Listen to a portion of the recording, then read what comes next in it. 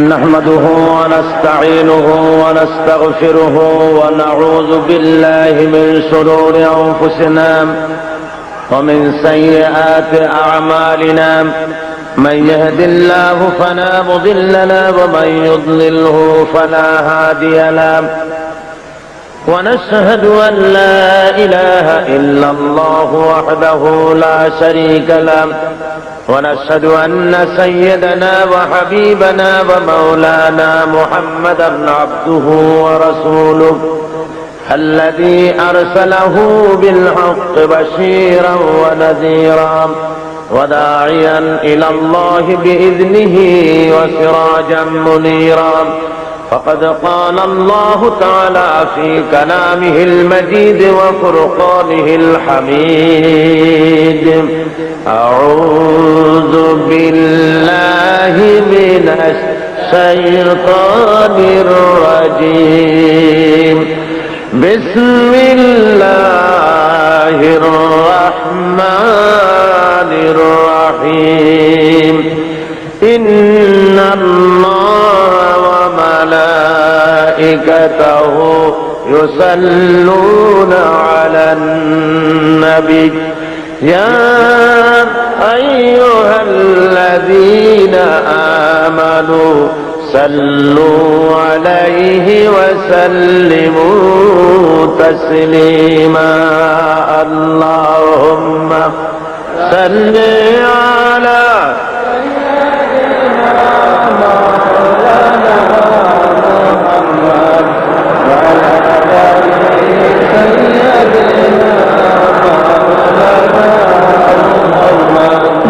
محبت سے پڑھیں اللہم صلی علی سیدنا مولانا محمد وعلی آلہ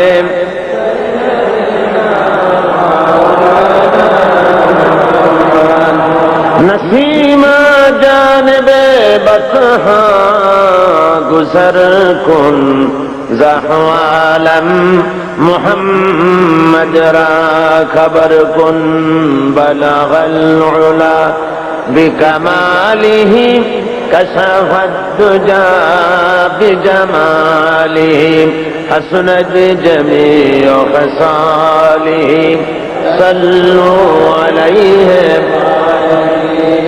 مجھے کچھ ملے یا نہ ملے محمد ملے یعنی وہ شیء جسے اللہ ملے بلغ العلا بکمالہ کشف الدجا بجمالہ حسنت جمیع خصالہ صلو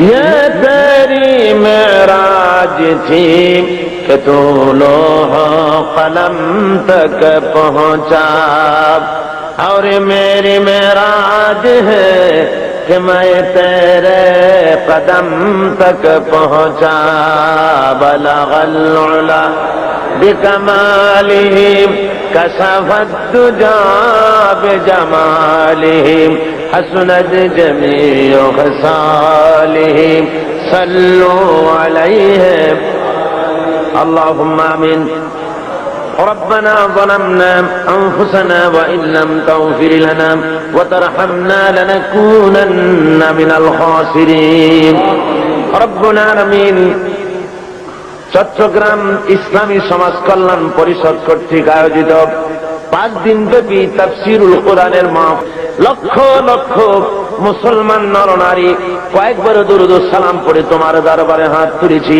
মেহেরবানি করে দুরূদ ও সালাম যখন সোনার মদিনায় নবী পাকের রওজা মুবারকে পৌঁছে দাও तमाम পৃথিবীর মাটির নিচে যত মুমিন মুমিনাত শুয়ে আছেন আয় আল্লাহ তাদের আরওয়ার পরে সওয়াব পৌঁছায়া দাও রব্বুল আলামিন এই মাহফিলের আয়োজন যারা করেছেন আর শোনার জন্য যারা এসেছেন কিয়ামতের দিন মুসিবতের সময় এই মাহফিল আমাদের সকলের জন্য নাজাতের জরিয়া বানিয়ে দিও আল্লাহ ইয়া রব کرم تو اگر کرے وہ بات دے زباں کو जो दिल पर असर करे। रब्बना तक़ब्बल मिन्ना इन्नका अंतस समीउल अलीम व तुब अलैना इन्नका अंतत तव्वाबुर रहीम। सुब्हान रब्बिका रब्बिल इज्जति अम्मा यसिफून व सलामुन अलल मुरसलीन वल्हम्दुलिल्लाहि रब्बिल आलमीन। मोहतरम जनाबे सदर, हजरात, उलमाए किराम, सम्मानित सुधी मंडली, उपस्थित हमार दीनदार ईमानदार मुसलमान भाईरा, पर्दार आड़ालेर मा ओ बोनेरा, अस्सलामु आलैकुम व रहमतुल्लाहि व बाराकातुहु। सुदीर्घ एकटी बछर पर आबार এই চট্টলার বুকে কলেজিয়েট হাই স্কুল ময়দানে ইসলামী সমাজ কল্যাণ পরিষদ কর্তৃক আয়োজিত ঐতিহাসিক তাফসীরুল কোরআন মাহফিলে প্রথম দিবসে আমরা উপস্থিত হতে পেরে আমাদের মাবুদ হাকিকি, আমাদের মহান রব্বুল আলামিন, আকাশ ও জমিনের একচ্ছত্র অধিপতি মহান রব্বুল আলামিনের দরবারে লাখো কোটি শ্রদ্ধা জ্ঞাপন করছি, লাখো কোটি সুজুদ তার হাবিবের শানে, লাখো কোটি দরুদ সেই মহান আল্লাহর প্রশংসায় বিনয় অবনত চিত্তে শ্রদ্ধা জড়িত কণ্ঠে কলেমাত শুকর আদা করছি। আমরা সবাই আমরা পড়ছি আলহামদুলিল্লাহ। মহব্বতের সাথে জোরে সোরে সবাই পড়েন আলহামদুলিল্লাহ, আরো জোরে পড়েন আলহামদুলিল্লাহ। বন্ধুগণ, আজ আমরা এই তাফসীরুল কোরআন মাহফিলে ঠান্ডাকে উপেক্ষা করে আমরা চতুর্দিক থেকে ছুটে এসেছি কোরআন শরীফ শোনার জন্য। সমাজ কল্যাণ পরিষদের সারা বৎসরের সাধনা কোরআন শরীফের তাফসীরের আলোকে সারাটি বছর তারা যেমন কাজ করেন, ঠিক তেমনি ভাবে কোরআন শরীফের আলোচনাকে শোনার জন্য, এই অনুষ্ঠান বাস্তবায়নের জন্য তাদের প্রচেষ্টার অন্ত থাকে না। সারা বছর ধরে চিটাগংবাসীদের মনের মধ্যেও এই উদগ্র বাসনা থাকে, আকাঙ্ক্ষা থাকে এই দিনটি কবে ফিরে আসবে, আল্লাহর কালাম শোনার, কোরআনে হাকিমের এই আলোচনা শোনার যে পরিবেশ সৃষ্টি করে দেন, যে কায়দা করে দেন ইসলামী সমাজ কল্যাণ পরিষদ, সেজন্য আমরা তাদেরকে আমাদের অন্তরের অন্তঃস্থল থেকে মোবারকবাদ জানাচ্ছি। আল্লাহ যেন তাদেরকে কবুল ফরমান, জোরে বলেন আমিন।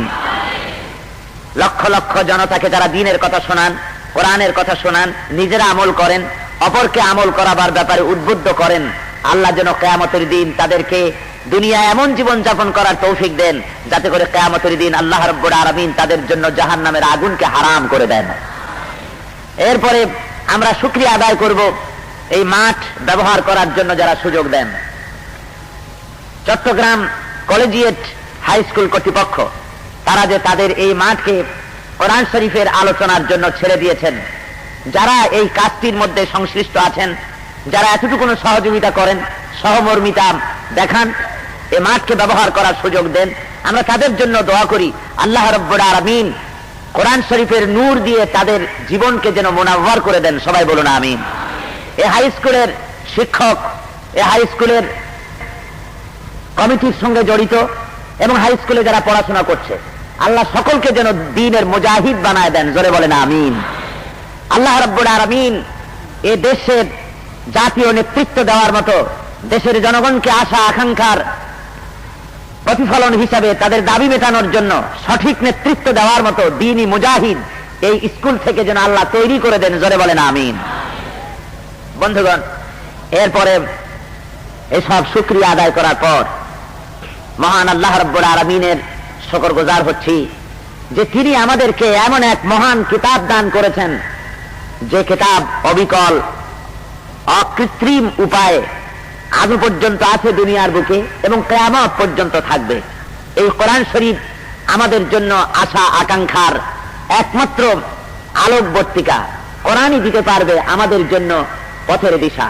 কোরআন শরীফ অনুসরণ করে যদি আমরা চলতে পারি, তাহলে আমরা দুনিয়াও শান্তি পাবো, আখিরাতেও শান্তি পাবো।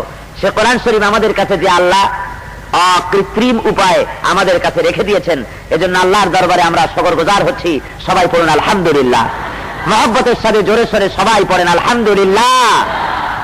বন্ধুগণ, আজকে আপনারা কোরআন শরীফ শুনতে এসেছেন এমন একটা সময়, 1986 সন এর জানুয়ারি মাস। বিগত বছরটি আমাদেরকে গোটা পৃথিবীতে বিগত বছর পর্যন্ত দুনিয়ার বুকে যে অশান্তি বিরাজ করছিল, তার জের এখনো চলছে। দুনিয়ায় কোথাও আজ শান্তি নাই।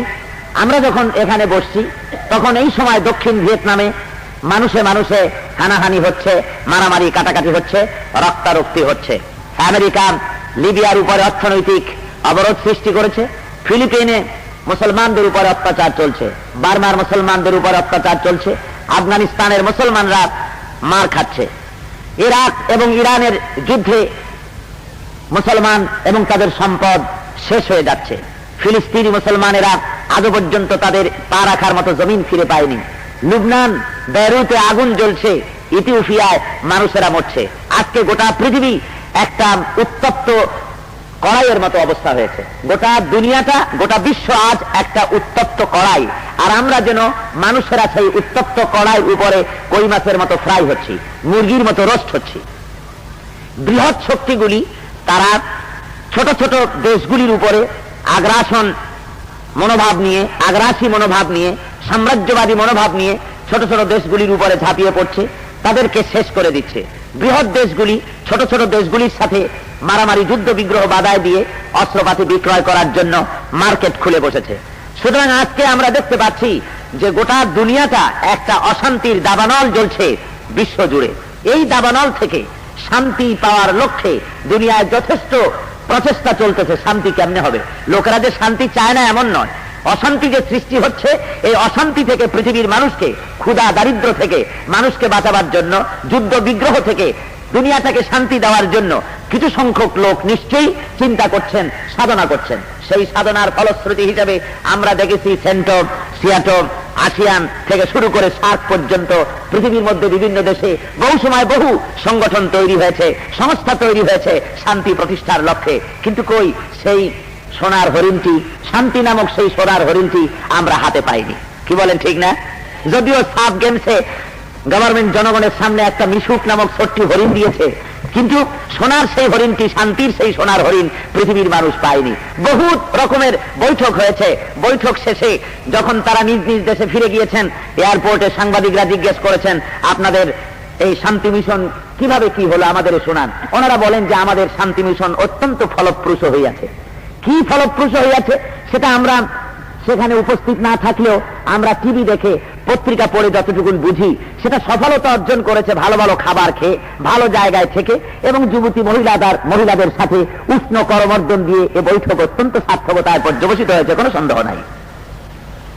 বন্ধুগণ, আজকে এই শান্তি প্রতিষ্ঠার লক্ষ্যে দুনিয়া জোড়া এই যে প্রচেষ্টা চলছে, কিন্তু কই শান্তি তো আমরা দেখতে পাচ্ছি না। শান্তির জন্য আমরা বিভিন্ন সময় রেডিও, টেলিভিশন, বিভিন্ন জায়গায় লোকেদের শুনি শান্তির কথাবার্তা বলে, শান্তির বই পুস্তক পড়ে, এবং শেষ পর্যন্ত গিয়ে বলে ওং শান্তি, ওং শান্তি, ওং শান্তি। আমি বলেছি, এরকম ওং ওং করতে করতে যদি কেউ বমিও করে ফেলে দেয়, শান্তি তো হতে পারে না, শান্তি আসতে পারবে না। এভাবে করে দুনিয়ার বিভিন্ন সংগঠন, সংস্থা শান্তির প্রচেষ্টা করেছে। কেউ বা জনগণকে এবং স্টেটের মধ্যে, জনগণের মধ্যে শান্তি প্রতিষ্ঠার জন্য দফা দিয়েছে। কেউ 15 দফা, কেউ 40 দফা, কেউ 275 দফা। এইরকম দফা দিতে দিতে জনগণের শান্তির কাম রফা হয়ে গেছে, শান্তি আসে নাই। আপনারা বলেন শান্তি এসেছে? জোরে বলুন, শান্তি এসেছে? শান্তি আসে নাই। আমিও জানি, আপনারাও জানেন শান্তি আসবে না। শান্তি আসবে তখন যখন আমরা এক দফা চালু করতে পারবো। সমস্ত দফা ছেড়ে দিয়ে, সমস্ত দফা বাদ দিয়ে এক দফা আন্দোলন যখন করতে পারবো, তখন ব্যক্তি, পরিবার, সমাজ ও রাষ্ট্রে শান্তি প্রতিষ্ঠা লাভ করবে, অবশ্যই করবে। সেই একটি দফার নাম হলো লা ইলাহা ইল্লাল্লাহু মুহাম্মাদুর রাসূলুল্লাহ। জোরে পড়েন, লা ইলাহা ইল্লাল্লাহ, লা ইলাহা। আরো জোরে পড়েন, লা ইলাহা। অল্প, লা ইলাহা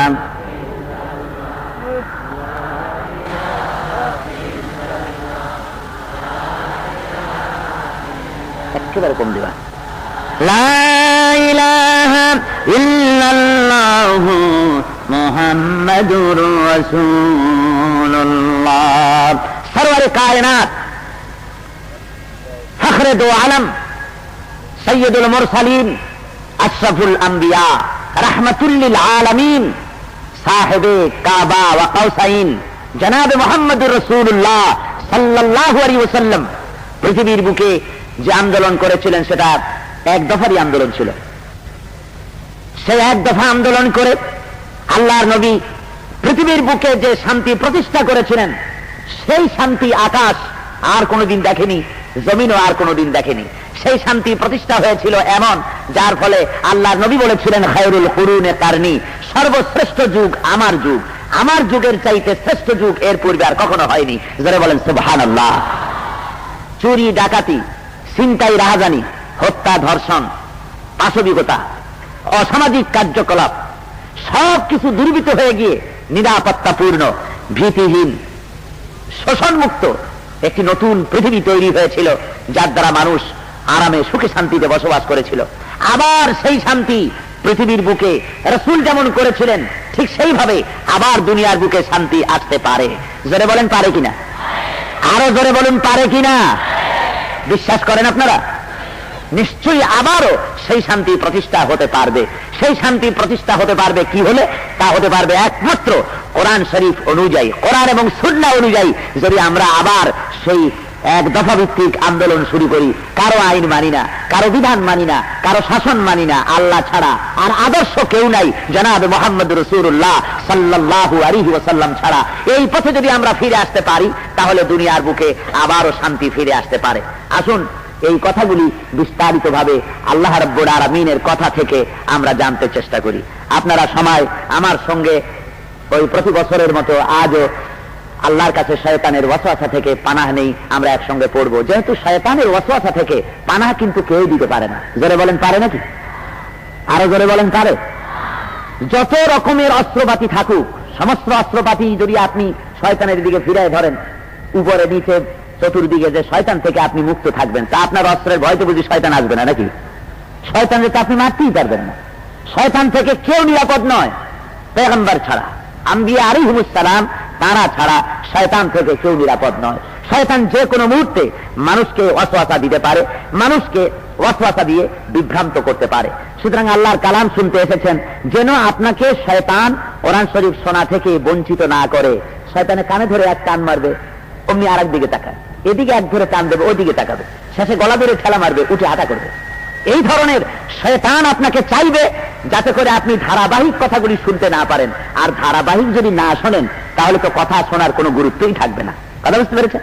এই জন্যে শয়তানের ওয়াসওয়াসা থেকে পানাহ চাইতে হবে, যাতে করে আপনার মন এদিক ওদিক না যায় আর মাহফিল ছেড়ে দৌড়াতে না হয়। এজন্য আসুন আল্লাহর কাছে আমরা শয়তানের ওয়াসওয়াসা থেকে পানাহ চেয়ে নিই। সবাই পড়েন আমার আউযু বিল্লাহি মিনাশ শাইতানির রাজীম, বিসমিল্লাহির রাহমানির রাহিম। বিতাড়িত মরদুদ শয়তানের ওয়াসওয়াসা থেকে পানাহ চাই। পরম করুণাময় আল্লাহ রাব্বুল আলামিনের নামে শুরু করছি, যিনি পরম দাতা ও দয়ালু। আল্লাহ যেন আমাদেরকে কোরআন শরীফ থেকে সহিভাবে বোঝার, শোনার, আমল করার তৌফিক ইনায়েত করেন। সবাই বলেন আমিন। ইয়াসিন ওয়াল কুরআনিল হাকীম ইন্নাকা লামিনাল মুরসালিন আলা সিরাতিম মুস্তাকিম তানজিলাল আজিজির রাহিম لتنذر قوما ما أنذر آباؤهم فهم غافلون صدق الله المولانا العظيم সূরা হচ্ছে সূরা ইয়াসিন। সূরাটি মক্কা শরীফে অবতীর্ণ হয়েছে। এই সূরাটির ভিতরে 83টি আয়াত এবং 5টি রুকু। 5টি রুকু 83টি আয়াত দিয়ে সূরাটি সমাপ্ত হয়েছে। কোরআন শরীফের এই সূরাটি অত্যন্ত গুরুত্বপূর্ণ একটি সূরা, সূরা ইয়াসিন। আমরা সবাই কোরআন শরীফের অন্যান্য জায়গার খবর না রাখলেও অন্তত সূরা ইয়াসিন এই নামটা অনেকেরই, যারা কোরআন শরীফ পড়তে পারে না তাদেরও এই নামটা মুখস্থ, ঠিক কিনা কর? যারা বলেন ঠিক না? আয়াতুল কুরসি, সূরা ইয়াসিন, এই দুইটা নাম সকলেরই মুখস্থ, যেহেতু বিপদ আপদে বেশি কামে লাগে বলে লোকেরা মনে করেন। এখন ইয়াসিন এই নাম সূরার প্রথম যে দুটি অক্ষর, এই অক্ষর দুটি দিয়েই সূরাটির নামকরণ করা হয়েছে। নাজিল হওয়ার সময় সম্ভবত সরওয়ারে কায়নাত জনাবে মুহাম্মদ রাসূলুল্লাহ সাল্লাল্লাহু আলাইহি ওয়াসাল্লামের মক্কি জিন্দেগীর মাঝামাঝি সময় সূরাটি নাজিল হয়েছে বলে অনেকে মনে করেন। আবার কোন কোন মুফাসসির মনে করেন যে এটা একদম শেষ সময় এই সূরাটি নাজিল হয়েছে। বিষয়বস্তু এই সূরাটির মধ্যে যেগুলি আছে তা হলো সরওয়ারে কায়নাত জনাবে মুহাম্মদ রাসূলুল্লাহ যারা বলেন সাল্লাল্লাহু আলাইহি ওয়াসাল্লাম, তার উপরে লোকেরা যখন ঈমান আনার ব্যাপারে হুজুরের উপরে যখন জুলুম ঠাট্টা অত্যাচার করা শুরু করে দিল, হুজুরের উপরে ঈমান না আনা এবং তার উপরে অত্যাচার জুলম ইত্যাদি যখন শুরু করে দিল, কাফেরদের এই চরম দুর্ব্যবহারের সময় এই সূরাটি তাদেরকে সতর্ক করে দেওয়ার জন্য আল্লাহ রাব্বুল আলামিন অবতীর্ণ করেন। সূরাটিতে 3টি বিষয়ের দলিল হিসাবে পেশ করা হয়েছে। এই সূরার ভিতরে 3টি বিষয়ের দলিল এসেছে। একটি হলো তাওহীদ সম্পর্কে, তাওহীদ যে কি জিনিস সে সম্পর্কে ইন্দ্রিয় গ্রাহ্য অনেকগুলি দৃষ্টান্ত দিয়ে আল্লাহ রাব্বুল আলামিন সূরা ইয়াসিন এর মধ্যে তাওহীদ বুঝাবার ব্যবস্থা করেছেন। 2 নম্বরে পরকাল সম্পর্কে যুক্তিভিত্তিক আলোচনা করা হয়েছে সূরা ইয়াসিনের ভেতরে। 3 নম্বরে নবুয়ত এবং রিসালাতের সত্যতা সম্পর্কে যুক্তি নির্ভর আলোচনা সূরাটির মধ্যে করা হয়েছে। বস্তুত সূরা ইয়াসিনের মধ্যে এই 3টি বিষয়ের দলিল পেশ করা হয়েছে। এই সূরাটির ফজিলত সম্পর্কে ইমাম আহমদ, আবু দাউদ, নাসাই, ইবনে মাজাহ ইত্যাদি হাদিস গ্রন্থে সূরাটির যথেষ্ট ফজিলত বর্ণনা করা হয়েছে। সূরা ইয়াসিনকে কলবুল কোরআন বলা হয়েছে। কোরআন শরীফের কলব, কোরআন শরীফের হৃৎপিণ্ড, যারা বলেন সুবহানাল্লাহ। হৃৎপিণ্ড দিয়ে যেমন মানুষের জীবন নির্ভর করে, তার বেঁচে থাকা মরে যাওয়া, কোরআন শরীফের ভেতরে সূরা ইয়াসিনকে প্রাণবন্ত জীবন্ত দিল হিসাবে এটাকে দেওয়া হয়েছে এবং হুজুর এটাকে এভাবে নাম দিয়েছেন। যেমন কোরআন শরীফের সূরা ফাতিহাকে উম্মুল কিতাব বলা হয়। উম্মুল কিতাব মানে কিতাবের সারাংশ, সারমর্ম। গোটা কোরআন শরীফের সারমর্ম, সার কথা যেমন সূরা ফাতিহার 7টি আয়াতের মধ্যে ঢুকিয়ে দেওয়া হয়েছে, অনুরূপ ভাবে তাওহীদ, রিসালাত এবং পরকাল সম্পর্কে, আখিরাত সম্পর্কে এক জীবন্ত প্রাণবন্ত আলোচনা আল্লাহ রাব্বুল আলামিন সূরা ইয়াসিনের মধ্যে করেছেন। এই সূরাটি আল্লাহ রাব্বুল আলামিন ইসলামের মূল দাওয়াতকে অত্যন্ত সুন্দরভাবে মানুষের সামনে পেশ করেছেন। হাদিস শরীফে এসেছে যে মুমূর্ষ ব্যক্তির কাছে এই সূরাটি পড়লে পরে হুজুর নির্দেশ করেছেন যে মুমূর্ষ ব্যক্তির কাছে বসে সূরা ইয়াসিন পড়বে। তাহলে কি হবে? তাহলে তার কাছে তাওহীদ, রিসালাত এবং সে যেখানে যাচ্ছে মৃত্যুর পর তার সামনে যে জগৎটা আসছে ওই জগৎ সম্পর্কে একটা ক্লিয়ার ধারণা তার সামনে হয়ে যাবে। সে আরো ঈমান তার মজবুত হয়ে দুনিয়া থেকে বিদায় হতে পারবে। সূরা ইয়াসিন যারা বোঝে না তাদের ওই মুমূর্ষ ব্যক্তির পাশে কোরআন শরীফের সূরা ইয়াসিন তেলাওয়াত করে অর্থ সহকারে বুঝিয়ে দিলে আরো ভালো হয়। কথাটি আপনারা মনে রাখবেন সবাই।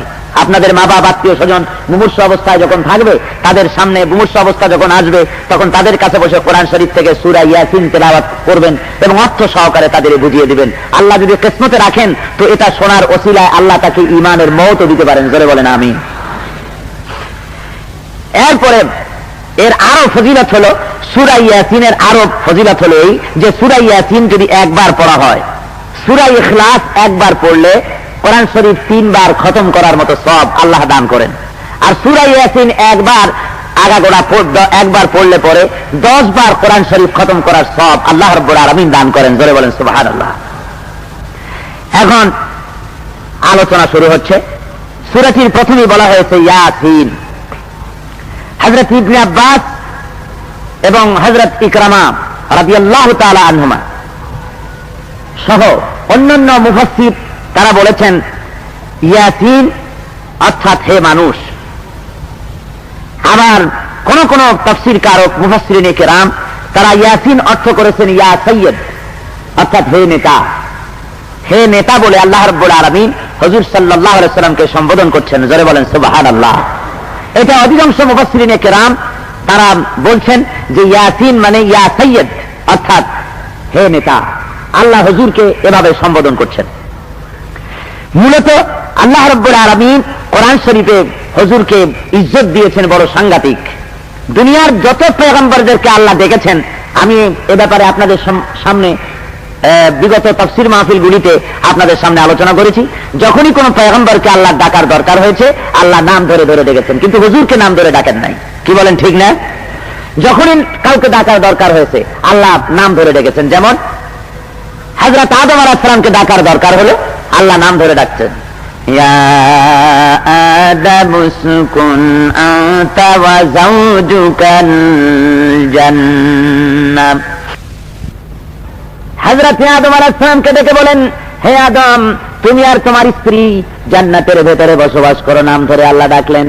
আবার যখন ডাকার দরকার হলো হযরত নূহ আলাইহিস সালামকে আল্লাহ রাব্বুল আলামিন নাম ধরে ডাকতেছেন, ইয়া নূহ লাইসা মিন আহলিক।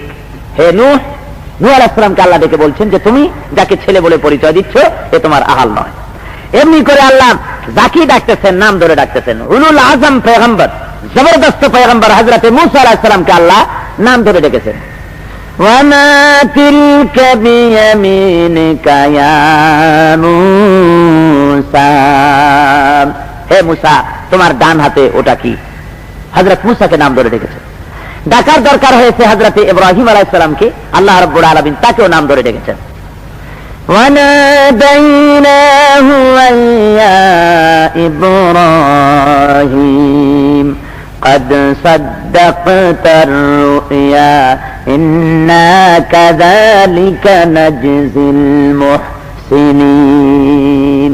এমনি করে প্রত্যেক পয়গম্বরকে আল্লাহ যাকে ডাকার দরকার বোধ করেছেন নাম ধরে ধরে ডেকেছেন, কিন্তু হুজুরকে নাম ধরে কখনো ডাকেন নাই। জোরে বলেন সুবহানাল্লাহ।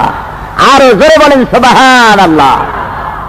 হুজুরকে আল্লাহ রাব্বুল আলামিন বিশেষ মর্যাদা দিয়েছেন, বিশেষ মর্যাদা দিয়েছেন।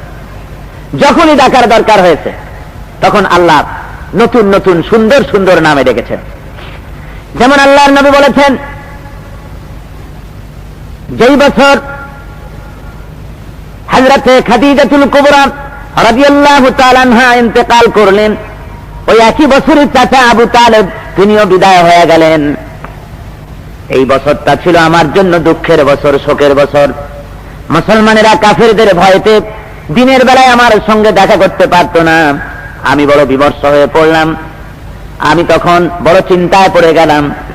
এই সময় মক্কার অলিগলিতে আমি যখন ঘুরে বেড়াতাম বিমর্ষ বদনে, রব্বুল আলামিন ওই সময় আমাকে ডেকে সান্ত্বনা দিলেন, ডাকলেন কত সুন্দর করে, ইয়া আইয়ুহান নাবিয়্যু হাসবুকাল্লাহ।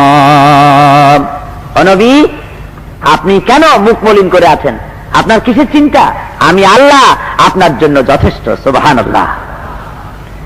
আল্লাহ রাব্বুল আলামিন তার হাবিবকে যখন ডাকার দরকার বোধ করেছেন আবার সুন্দর নামে ডাকতেছেন, ইয়া আইয়ুহান নাবিয়্যু ইন্না আরসালনাকা শাহিদাও ওয়া মুবাশশিরান ওয়া নাযীরা। হে নবী, আমি আপনাকে দুনিয়ার বুকে সুসংবাদ দানকারী, সাক্ষ্য এবং আপনাকে সতর্ক করা হিসাবে, আপনি দুনিয়ার মানুষকে সতর্ক করবেন এই হিসাবে আমি আপনাকে দুনিয়ার বুকে প্রেরণ করেছি। হে নবী বলে ডাকছেন, ইয়া মুহাম্মদ বলে ডাকেন নাই।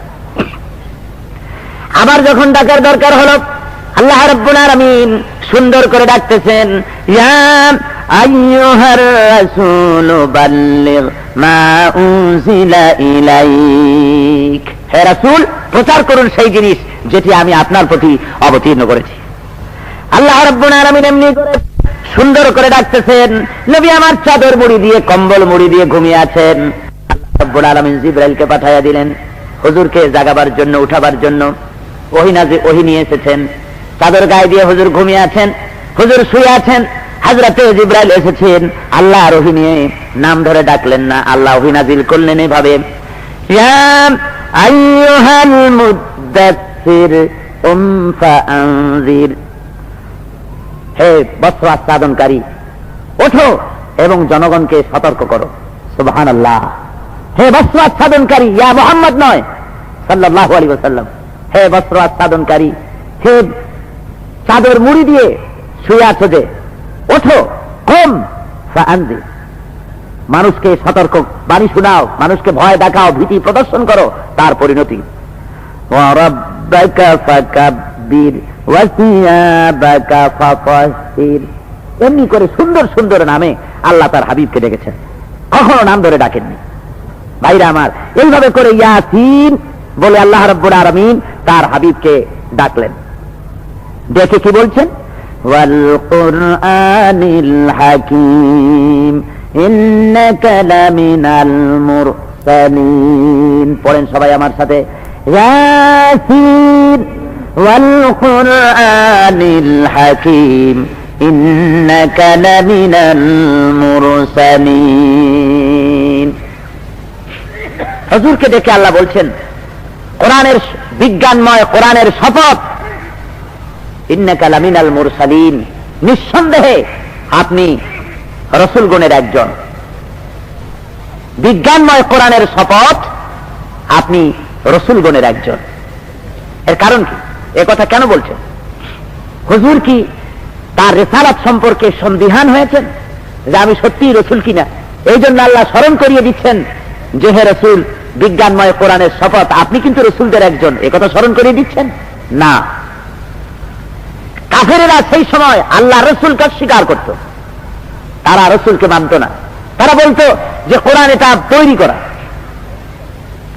এভাবে করে কোরআন শরীফকে অস্বীকার করত, রিসালাতকে অস্বীকার করত। আল্লাহ রাব্বুল আলামিন তার জবাবে বলছেন, ওয়াল কুরআনিল হাকীম ইন্নাকা লামিনাল মুরসালিন। বিজ্ঞানময় কোরআনের শপথ, নিঃসন্দেহে আপনি রসুলগণের একজন, এতে কোনো সন্দেহ নাই। কোরআনের মতো এত বড় বিজ্ঞানময় কোরআন যিনি আপনার প্রতি নাজিল করেছেন, তিনি নিঃসন্দেহে আপনাকে রসুলগণের একজন করেছেন। তারা কি করে অস্বীকার করে? এই কোরআন যার প্রতি নাজিল হয়েছে তাকে কেমনে অস্বীকার করতে পারে? যিনি কোনো কলেজে পড়েন নাই, যিনি কোনো ইউনিভার্সিটিতে পড়লেন না, আপনি বুঝার মানুষদেরকে এই বিজ্ঞানময় কোরআন যার উপরে অবতীর্ণ হয়েছে তিনি নিশ্চয়ই রসুলগণের একজন। কোরআনকে তোমরা দেখো, ভালো করে বোঝো কোরআন কি জিনিস। এত বড় একটা বিরাট গ্রন্থ যার কাছে এসেছে, যিনি লেখাপড়া শিখলেন না, কলেজে পড়েন নাই, ইউনিভার্সিটিতে পড়েননি, এমনকি কোন শিক্ষাবিদ, চিন্তাবিদ, কোন দার্শনিক, কোন ঐতিহাসিক, কোন নামজাদা ব্যক্তিবর্গের সঙ্গে ওঠা বসা, চলাফেরা, সান্নিধ্য, সাহচর্য জীবনেও যিনি পাননি, তিনি কোরআনের মতো এত বড় বিজ্ঞানময় কোরআন কি করে তোমাদের সাথে অবতীর্ণ, তোমাদের সামনে তিনি পেশ করলেন? এই কোরআন হলো প্রমাণ। এই কোরআন শরীফে মুহাম্মদ সাল্লাল্লাহু আলাইহি ওয়াসাল্লামের নবুয়তের সবচেয়ে বড় প্রমাণ। জোরে বলেন সুবহানাল্লাহ। নবুয়তের জন্য সবচেয়ে বড় প্রমাণ কি বলুন? কোরআন শরীফ। যেহেতু হুজুর কোন আপনার রিসার্চ একাডেমিতে, কোন সায়েন্স ল্যাবরেটরিতে তিনি পড়াশোনা করেছেন, গবেষণা করেছেন, আপনাদের জানা আছে? জোরে কর। হুজুর কি লেখাপড়া জানতেন? কোন লেখাপড়া জানতেন না, অথচ হুজুর যে বিজ্ঞানের যে সমস্ত থিওরি, বিজ্ঞানের যে সমস্ত মূল তত্ত্ব যেগুলি তিনি পেশ করেছেন, আজকের 20 শতাব্দীর বিজ্ঞানের যুগের বৈজ্ঞানিকরা হয়ে যাচ্ছে, চিন্তা করে খেই হারিয়ে ফেলছে যে হুজুর কি করে এগুলি বলতে পারলেন। মরিস বুকাইলের যে বইটি দি Bible, the Quran and science, এই বইটি আপনারা হয়তো কেউ পেয়েছেন, কেউ পান নাই, নাম শুনেছেন বা অনুবাদগুলি দেখতেছেন সাপ্তাহিক পত্রিকাগুলিতে। এই বইয়ের ভিতরে বইটি আমি সম্পূর্ণ পড়েছি। বইয়ের মধ্যে তিনি লিখেছেন যে কোরআন শরীফের ভুল ধরার জন্য আমি কোরআন স্টাডি শুরু করি, যে কোরআনের কোথায় কোথায় ভুল আছে, এই জন্য স্টাডি করা শুরু করছিলাম। কিন্তু কোরআন শরীফের ভুল ধরতে গিয়ে আমার জীবনের ভুল ধরা পড়ে গেছে, কোরআনের ভুল ধরতে পারিনি। সুবহানাল্লাহি ওয়া বিহামদিহি। উনি বললেন আমি কোরআন আগামাতা পড়েছি, এমনি মুসলমানেরা যেভাবে শুধু সওয়াবের নিয়তে পড়ে, আমি তো এই ধরনের নিয়ত করে পড়ি নাই, আমি ভুল ধরার জন্য পড়েছিলাম। তারপরে আমি দেখতে পেলাম মরিস বুকাইলি তিনি লিখতেছেন, কোরআন পড়ে আমি দেখতে পেলাম কোরআনের ভিতরে যে সমস্ত বিজ্ঞান দর্শনের যেসব থিওরি পেশ করা হয়েছে, দুনিয়ার ভিতরে বিজ্ঞানের যত মতবাদ আছে তা কোনোটা ফাইনাল নয়। আজ একজন বিজ্ঞানী এক ধরনের মতবাদ পেশ করছেন, আর একজন এসে সেটাকে রদ করে তার নতুন মত পেশ করছেন। এই তো হচ্ছে, একজন একটি দিল, আর একজন এসে সেটাকে আউট করে দিয়ে আরেকটি প্রতিষ্ঠা করলো, বললো তোমারটা ঠিক না, আমারটা ঠিক। বলেন ঠিক কিনা? এই জন্য বিজ্ঞানের অতিরিক্ত আরেকটি থিওরি এই যে বিজ্ঞানের কোন থিওরি ফাইনাল নয়, কোনটাই ফাইনাল নয়। কিন্তু মরিস বুকাইলি লিখতেছেন মুহাম্মদ সাল্লাল্লাহু আলাইহি ওয়াসাল্লাম জীবনে বিজ্ঞান চর্চা করেন নাই, কোন কলেজে পড়েন নাই, ইউনিভার্সিটিতে পড়েন নাই, দুনিয়া সাক্ষী। সেই লোকটির মুখ থেকে কোরআন শরীফে যে সমস্ত বিজ্ঞান ভিত্তিক কথা এসেছে, এই কথাগুলি বিজ্ঞানের এই মূল তত্ত্বগুলির কোন পরিবর্তন, কোন পরিবর্ধন আজ পর্যন্ত হয় নাই, কোন বিজ্ঞানী করতে পারেনি এবং কোনদিন এইটার পরিবর্তন হওয়া সম্ভব নয়। যারা বলেন সুবহানাল্লাহ। কোরআন শরীফ মানুষের জন্য দিক উন্মোচন করে দিয়েছে। কোরআন শরীফ দিয়েছে মানুষের ঐতিহাসিক জ্ঞান, মানুষকে দিয়েছে কোরআন, মানুষকে দিয়েছে ঐতিহাসিক জ্ঞান।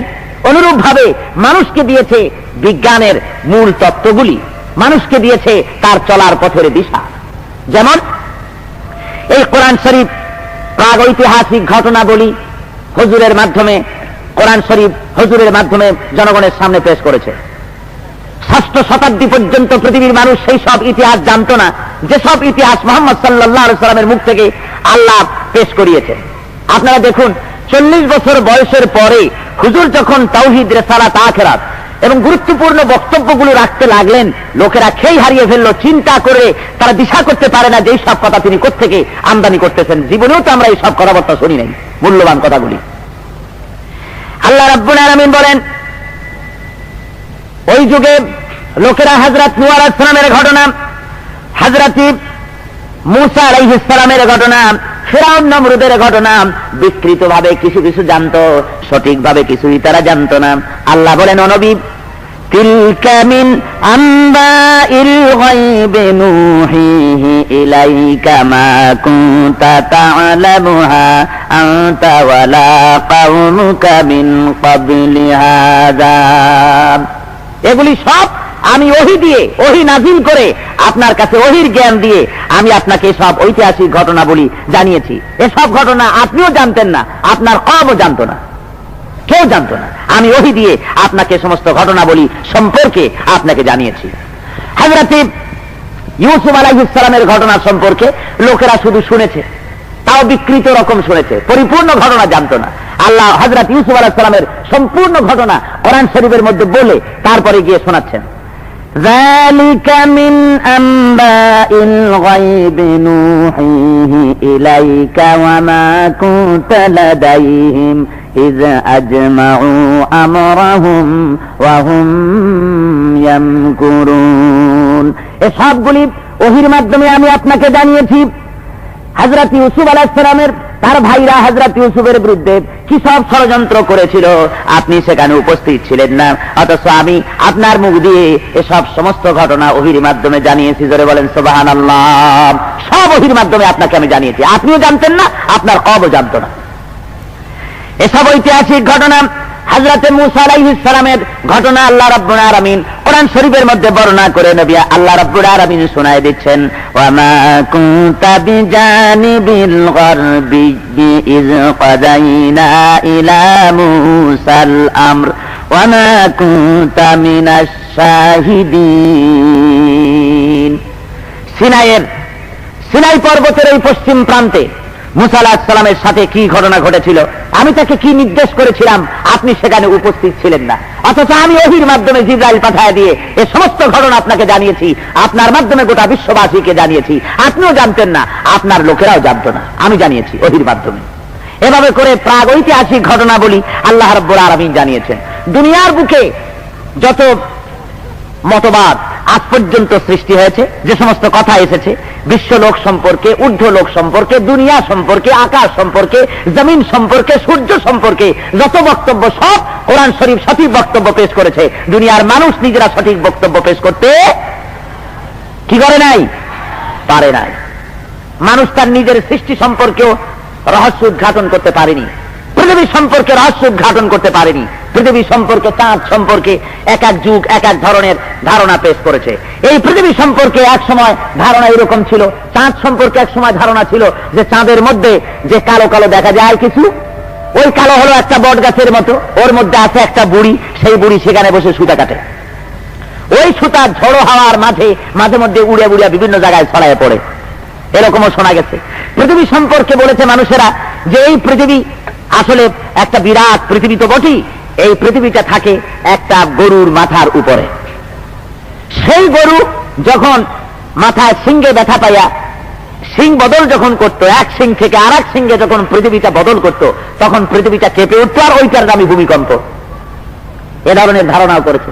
আমরা তখন মনে মনে চিন্তা করি যে ছোটবেলায় যে গরুটা কত বড় আর তার সিং কত মোটা, এত বড় পৃথিবী সিংহের উপরে রাখতেছে, কি সাংঘাতিক কথা। ওই সময় শুনছিলাম একজন মৌলভী সাহেব বলেই ফেলেছিলেন যে গরুর মাথার উপরে, গরুর সিংহের উপরে যে পৃথিবী তা কোরআন শরীফেও আছে। কোথায়?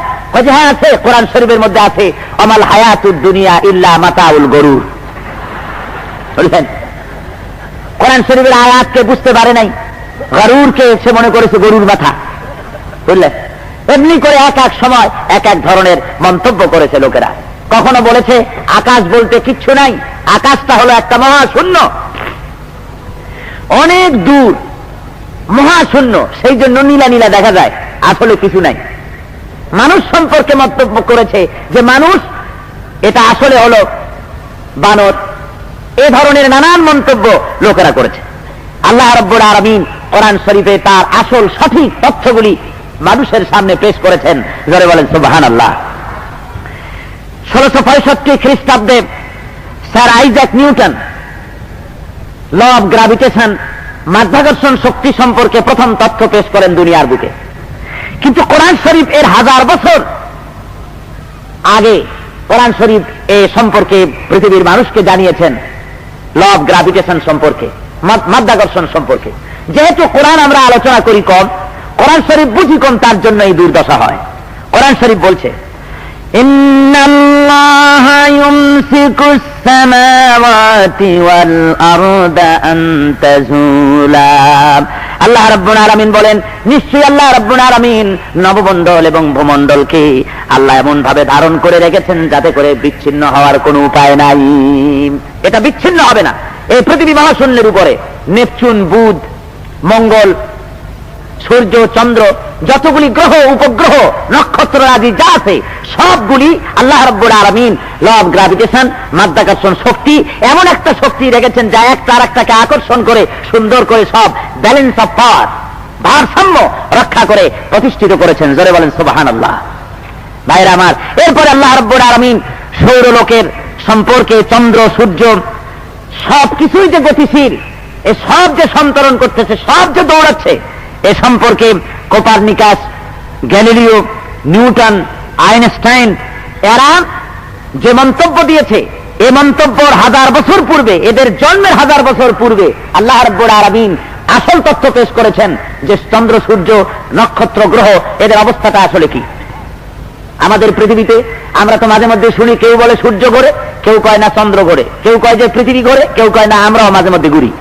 এখন সত্যিকারের কে ঘোরে, ঘোড়াটা কে ঘুরতেছে, এ সম্পর্কে সঠিক বক্তব্য পেশ করেছে নিউটনের, গ্যালিলিওর, কোপারনিকাসের, কেপলারের জন্মের 1000 বছর পূর্বে উম্মি নবী সরওয়ারে কায়নাত, যিনি বিজ্ঞান চর্চা করেন নাই, তার মুখ থেকে আল্লাহ পেশ করিয়েছেন আজ এদের জন্মের 1000 বছরেরও পূর্বে। যারা বলেন সুবহানাল্লাহ।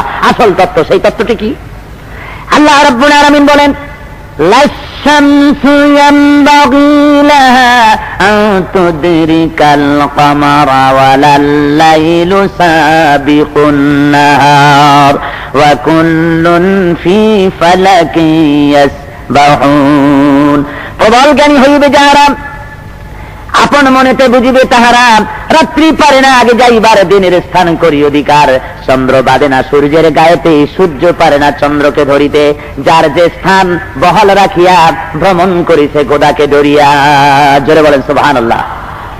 ওয়া কুল্লুন ফি ফালাকিন ইয়াসবাহুন, যা আছে মহাশূন্যের উপরে, সব গতিশীল, সব সন্তরণশীল, কেউ দাঁড়িয়ে নাই। জোরে বলেন সুবহানাল্লাহ। এ পৃথিবী মহাশূন্যের উপরে, ওই সূর্য, চন্দ্র, গ্রহ, উপগ্রহ যা কিছু আছে, কেউ দাঁড়িয়ে নাই, সব ঘুরতেছে। যেদিন ঘুরবে না, এই গতিশীলতা যেদিন গতিশীলতায় আসবে স্তব্ধতা, সেদিন সমস্ত পৃথিবী, সমস্ত সূর্য, চন্দ্র, গ্রহ, নক্ষত্র বিরাট এক ঝাঁকুনি খেয়ে এক মহা প্রলয়ঙ্করী ধ্বংসের মাধ্যমে সব চুরমার হয়ে যাবে। সেদিন গোটা বিশ্ব, গোটা আকাশ ও জমিনের পরিসমাপ্তি ঘটবে। যতদিন ঘুরবে ততদিনই টিকে থাকবে। সুতরাং সব যে গতিশীল, এই বৈজ্ঞানিক তথ্য পেশ করেছেন আল্লাহ রাব্বুল আলামিন তার হাবিবের মুখ থেকে। আল্লাহ তাই বলছেন, ওয়াল কোরআনুল হাকিম, এই কোরআন বিজ্ঞানময়, কোরআনের শপথ, বেশক আপনি রসুলগণের একজন। যারা বলেন সুবহানাল্লাহ, যে বিজ্ঞান সঠিক তথ্য পেশ করেছে দুনিয়ার সামনে। শুধু তাই নয়, মানব সৃষ্টি সম্পর্কে যত কথা দুনিয়ার বুকে মানুষেরা বলে, কেউ বলে মানুষ সৃষ্টি সম্পর্কে আমি আপনাদের সামনে আরো বলেছি বহুবার। ডারউইন সাহেব বলেছেন মানুষ হলো বান্দর, কেউ বলেছে মানুষ হলো পেট সর্বস্ব জীব, কেউ বলেছে মানুষ হলো সেক্স সর্বস্ব জীব, কেউ বলেছে মানুষ শুধু মানুষ নয়, মানুষ হলো বান্দর। জোরে বলেন নাউজুবিল্লাহ। মানুষ হলো বানর। ক্রমবিকাশের কথা তারা বলেছেন, ক্রমবিকাশের কথা, যে আস্তে আস্তে করে মানুষ ছিল ওরাং ওটাং, ছিল সিম্পাদি, ছিল বানর, ওর থেকে ঠ্যাঙের থেকে মানুষ হওয়া শুরু হয়েছে, তারপরে পশম পড়ে গেছে, তারপরে লেজ পড়েছে, তারপরে হাত পাও সুন্দর করে মানুষ হতে হতে একদিন মডার্ন মানুষে পরিণত হয়ে গেছে। এই হলো ওদের বক্তব্য। আল্লাহ কয় না, ওই রকম বানাই নাই। তোরা কেমনে বুঝবি যে আমি কেমনে বানাইছি? কি বলেন, ডারউইনের জানার কথা নাকি যে মানুষ কেমনে হয়েছে? যারা বলেন জানার কথা, জানার কথা নয়। মাইকটা কিভাবে তৈরি হয়েছে তা আমি জানবো কি করে? মাইক তো কেমনে হয়েছে তা জানার জন্য মাইক যে তৈরি করেছে ওর বই পড়া দরকার, ঠিক কিনা? এখন তা নাহলে আমি তো বলতে পারবো না। মাইক যে তৈরি করেছে, কি দিয়ে তৈরি করেছে, ওর বই দেখা দরকার, তার মুখে শোনা দরকার সে কেমনে বানিয়েছে, তাহলে আমি বুঝতে পারবো যে মাইকটা কেমনে হয়েছে। টেপ রেকর্ডারটা কিভাবে তৈরি হয়েছে আমি তো বলতে পারবো না, যিনি তৈরি করেছেন তার কাছ থেকে জানতে হবে। সুতরাং মানুষ যে কিভাবে হলো, সেই ক্রমবিকাশের ধারাটা কি, এটা তো ডারউইনের জানার কথা নয়। জানার কথা তার, সৃষ্টি করেছেন যিনি, সেই স্রষ্টার নাম কি? আল্লাহর নাম নিতে কষ্ট হয়? জোরে বলেন তার নাম কি?